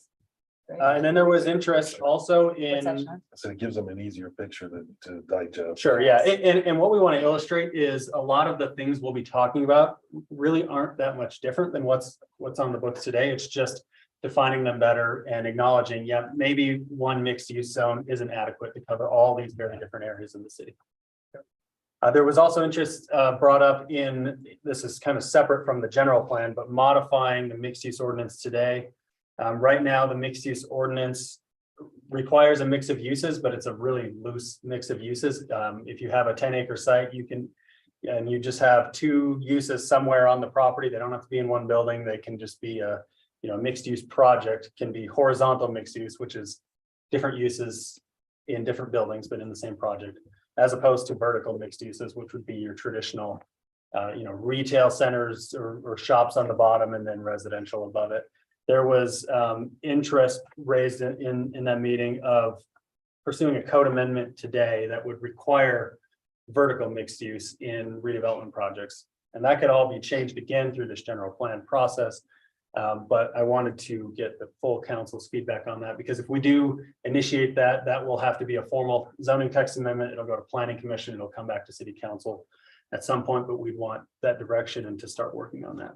And then, and maybe you mentioned this, that includes the lower level commercial. Yeah, it would That's the mandate, key component. mandate the vertical mixed use and by extension, not allow the kind of looser horizontal mixed use where if you have an office building over here and a retail building over there, and it's technically the same project, you're technically mixed use. This would force those two things And together. this is specific to that specific mixed use zone. Today's mixed use Today's ordinance. Now, this mixed could all use change if we have this context-based discussion and a new zone comes out of that. So that's why this is kind of the stopgap solution for any development that happens, I guess, in that interim period. So would the next step then be for your staff to come up with language to put in front of the council to vote then on? It'd be direction by the council, and it would actually go to planning commission first and Oh, I then come see. back through the council. Yeah. Multiple other cities have this, correct? You said- Yeah. Yes. Yeah, the vertical mixed use is common, and some other cities have this idea of context, different tiers of mixed use zones, which I think is effective. And from my perspective and experience with some of this, it makes developers really evaluate what they're looking at rather than just coming forward with a residential project, that has some density with a little bit of a residential. They have to really come in and weigh in what they have to do if they're required to have a lower level commercial and make it more of a mixed use intended Well, and project. I really look forward to the town hall meetings where we can even find out more, further whether residents want to see even more, whatever you want to say, more detail to these form-based codes. They may have certain residential areas, they may want their neighborhoods to have a certain architectural style or to have the forms, meet certain requirements in certain places that really incentivize the affordable or attainable housing, but only in certain ways with certain, anyways, I think it's an exciting step in that direction. Yeah. Great. Well, there are some cautionaries with form-based, Sarah. Florida did it citywide and ran into a lot of trouble. In fact, the guy who designed it kind of said it's fine using it in some specific areas, but it's, And I think So that's we're- exactly what we're talking That's what we're about. talking I'm just Yeah. saying. I think we're in favor, Scott, of It's not a having, panacea. WFRC has a kind of do we consider Tom an expert? Oh, Ted Ted. Knowlton, yes. That could come and talk to us about it. We- So I think it'll so- be interesting learning more. Part of our general plan process is the creation of this kind of concept of mixed use, context sensitive ordinance. So we have a sub-consultant for that. We can have them come in and they have a form-based code kind of 101 Hmm. overview. We certainly can schedule that whenever the council would like that. Do you think that's preferable to what WFRC offers? I think it's the same. I think they're both well qualified to talk about it. So it's up to you. WFRC free. Anyways, Sure. okay, yeah. So is there support for this interim measure of a formal text amendment that it wouldn't be broad in scale, it would be basically just a line that says, hey, vertical mixed use is required. We fine tune it. Couldn't go into a mixed use property and put a ton of apartments here and then some, That's commercial here. Sorry. Yeah, Okay. which then doesn't become mixed use. It's more, so yeah, I'm in favor of that if you all are. Yeah, but I think it'd be a good idea. Yeah, and I don't think in the next year we anticipate any major, just standard mixed use developments coming in front of us, but sometimes where we see it most recently was these residential properties kind of in the heart of Fort Union Boulevard that redevelop and you've seen, some townhome projects and apartment projects come out, and it would guide that and provide a little more of a rigid requirement for some commercial incorporation. I think we're good. Okay, so we'll prepare that. Did you combine C and D, Mike, or? Yeah, that was C both of and them D. just Okay, there, yeah. awesome. Okay, great. Well, Thank then you. that puts us back on schedule. So, next on our item or on our agenda is just a review of calendars and upcoming events. So we do still have a Bark in the Park. It's going to be on September 17th, starting at 10 a.m. until 1 p.m. and that's at Mountain View Park. And I know we're all dog lovers, right? Isn't that Wag in the Park? I remember. Although there's a lot more wagging that usually goes on than barking. It's not typically allowed. thing. Go ahead, Don. Well, Mayor, I know that you were concerned about our time, and I know we need a gap, a break before we go into our 6:30 business meeting. But one time sensitive thing that was on the prioritized list to touch on that I think does have time urgency are there mature pine trees that line Wasatch Boulevard. We already evaluated, I appreciate our city manager coming over to Golden Hills Park. And also, there's two separate things going on. There's the trees within Golden Hills Park that are mature pine trees that are my constituents want to see preserved. And I think that there is good oversight there. And I wanted to see watering for some of the trees along the eastern edge that are not receiving any water in this time of aerification. I was very concerned, but after meeting with the arborist and staff and the CHRC representative, I'm okay with that. However, there's 7 or 8 mature pine trees south of Golden Hills Park, so they're not inside the park, and they do have signs of dying from the top down, and that is when they're already compromised with dryness, not getting enough water, then that's when the beetles set in.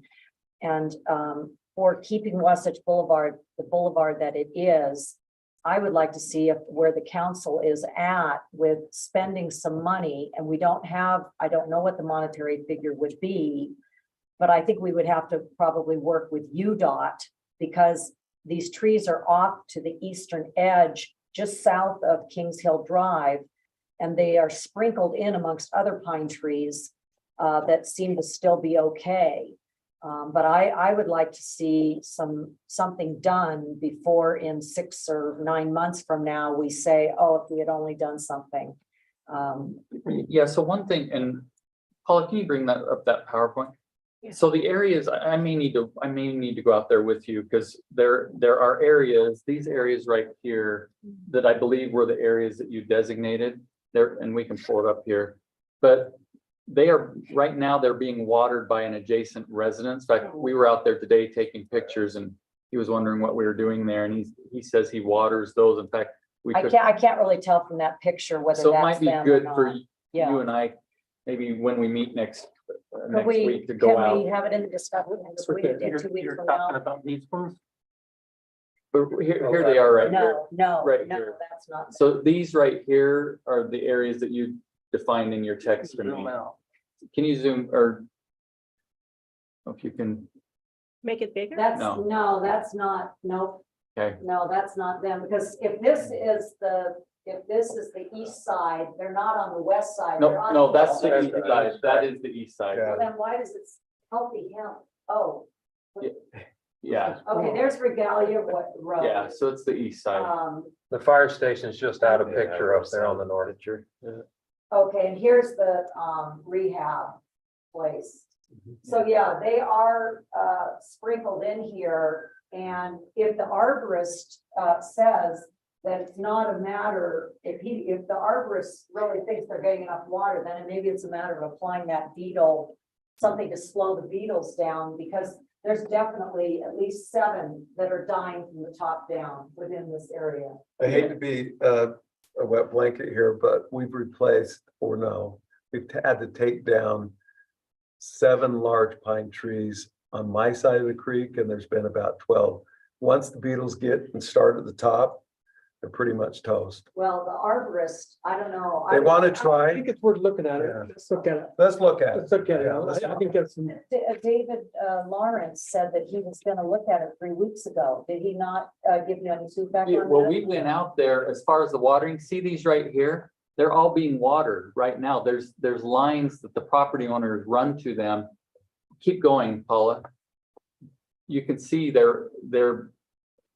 Yeah, I lines. don't think that's them. Oh, well, anyways, we'd have to go out there together. They can be Tim. watered and still have the beetles. Yeah, anyway, those are being watered. The if water it's those. tank, too. There's the example of the sprinkler to it. And he's very protective. We were out there and he was upset that we were out there saying, what are you doing here? I water these already. That happened. Okay, well, thanks for him on those. Yep. Okay. Okay. And then the last calendar item, future council meeting, September 20th, October 4th and 18th, November 1st and 15th, and December 6th and 20th. Here at City Hall at 4 p.m. So we do not have anything to discuss in a closed meeting. So at this point, I will entertain a motion to adjourn our city council work session. all in favor, say aye. Yeah. Aye. Oh, sorry. Doug seconded. You just Doug didn't hear it. seconded. You didn't hear me. Recommendation in a second, all in favor, say aye. Any opposed? Okay, we're done. So did that not, it wasn't the packet? I thought I sent you the packet. No, it was only the agenda. Pine It's trees. the weirdest thing. I Let me thank see. you, because I'm so thrilled Hard to have this stop. pen that I can write notes, but then I couldn't, I didn't have it. Hold on here, let me- Well, you didn't pull them down. Because it was large. I've got, The one that's now back on. Because I opened it. No, it wasn't. No, sorry. Yeah. they're, not just up here, it's everywhere. I'm doing well. Right, yeah, looking out for you. Yeah. She's okay. Yeah. You get that very often? No. But it's- The speakers on. Definitely comes and goes. You don't know you got a beetle till the tree's dead. Not necessarily.